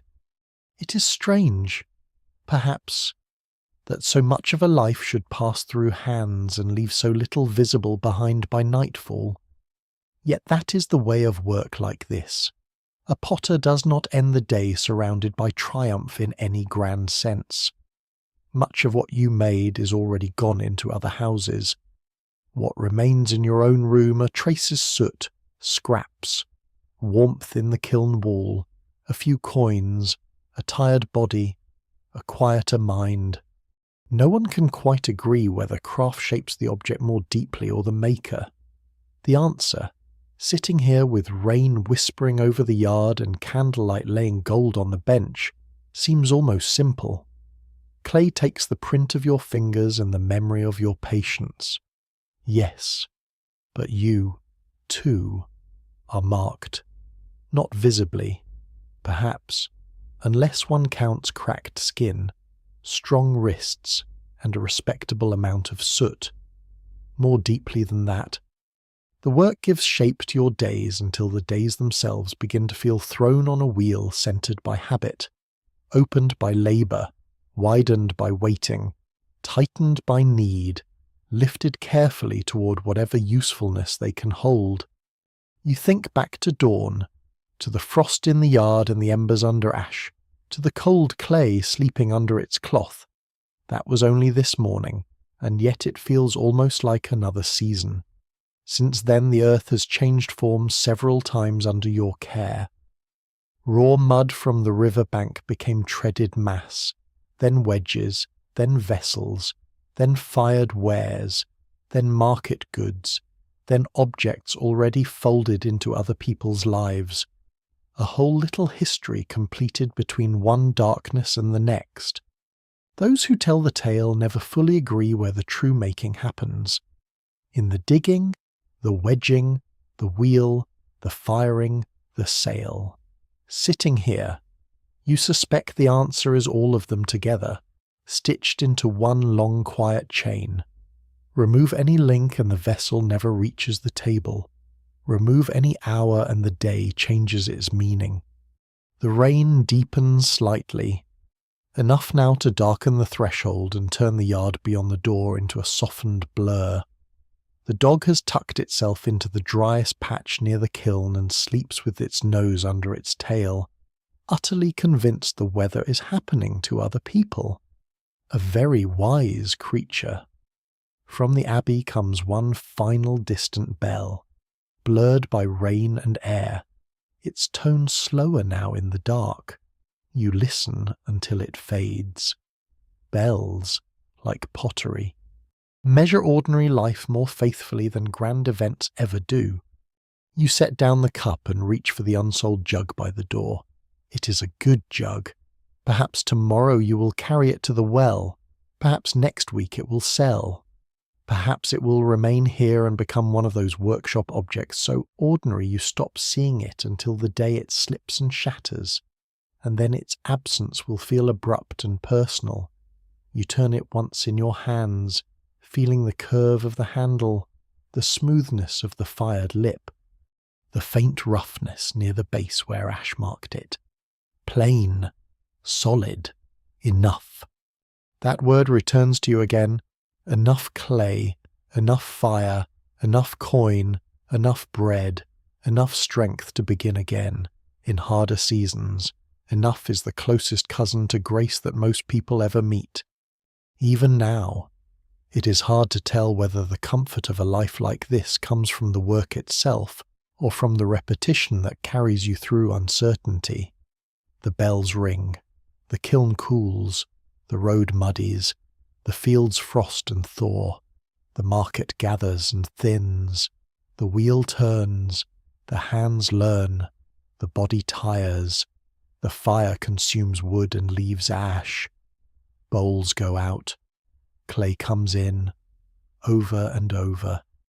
Not empty repetition, but the sort that lays one day gently against the next until a whole life stands there, sturdy as a storage crock, patched here and there, smoked at the edges, but sound. You rise at last and move through the workshop in the little closing rituals that end any day. The candle is trimmed, the knife is wiped and set down, the remaining clay is checked beneath its damp cloth, the chest latch is tested, the latch at the outer door is set. You touch the rosemary charm by habit, once with the back of your finger, a foolish gesture perhaps, or a tender one. Medieval life leaves room for both. Then you pause in the doorway and look out over the yard. The kiln is dark now except for a memory of warmth in its brick. Rain beads on its outer curve. Beyond it the fence vanishes into night. Beyond the fence lie the lane, the cottages, the well, the fields, the road to market, the river bank where tomorrow or the next day more clay waits hidden under damp earth. Beyond all that lie abbeys, manor courts, shrines, forest paths, inns, bridges, castles, long muddy roads, and countless hearths where people lift bowls and jugs without thinking much about the hands that made them. And perhaps that is fitting. A potter's work does not ask to be admired at length. It asks to be used. It asks to hold. It asks to endure heat, hunger, weather, and daily clumsiness with as much patience as possible. It asks to serve ordinary life so faithfully that it becomes part of the background hum of living like bells in mist, smoke in rafters, rushes on stone, or horse breath in winter air. You stand there a while longer, breathing in rain, ash, wet wood, and the softened scent of the workshop behind you. Your limbs are heavy. Your thoughts have slowed to the pace of falling water. There will be more work. There is always more work. More clay to dig, more wood to stack, more wares to shape, more kiln nights, more markets, more losses, more small satisfactions. But tonight those things do not press. They wait politely beyond the dark. And in that waiting, something inside you eases. The medieval world around you does not become less rough. The roads will still be muddy tomorrow. The reeve will still count dews with a suspicious eye.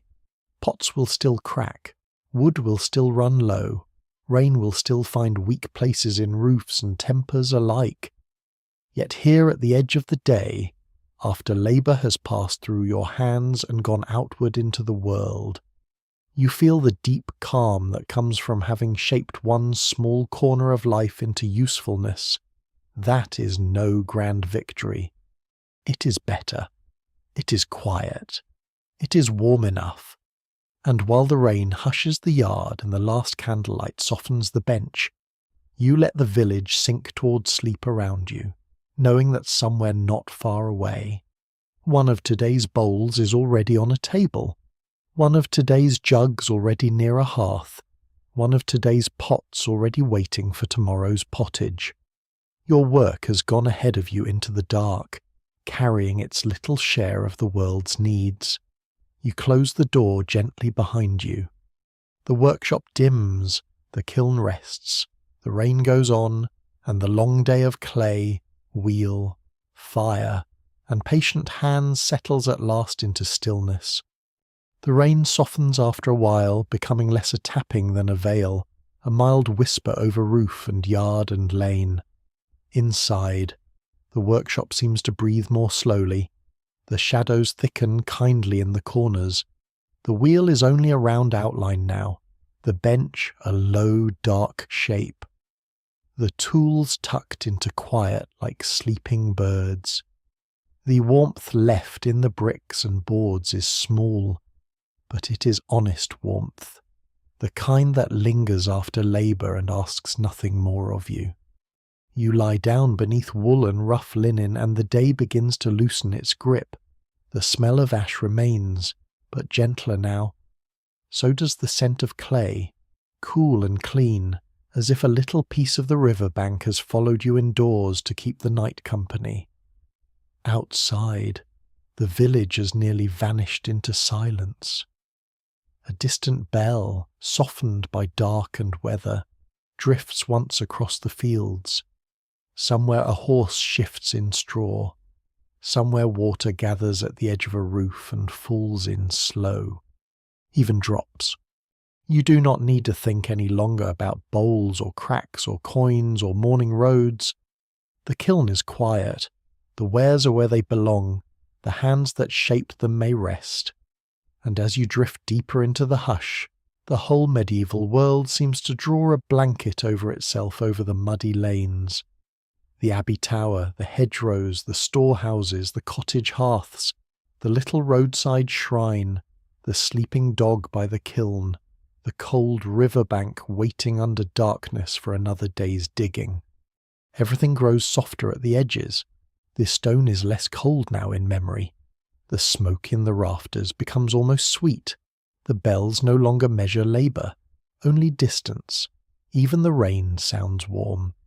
And in that still dimness, with the old village breathing around you and the patient craft of earth and fire folded quietly into the dark, you let the night carry you the rest of the way, gently, slowly, until thought itself becomes as light as drifting ash and as calm as a candle finally lowered into sleep.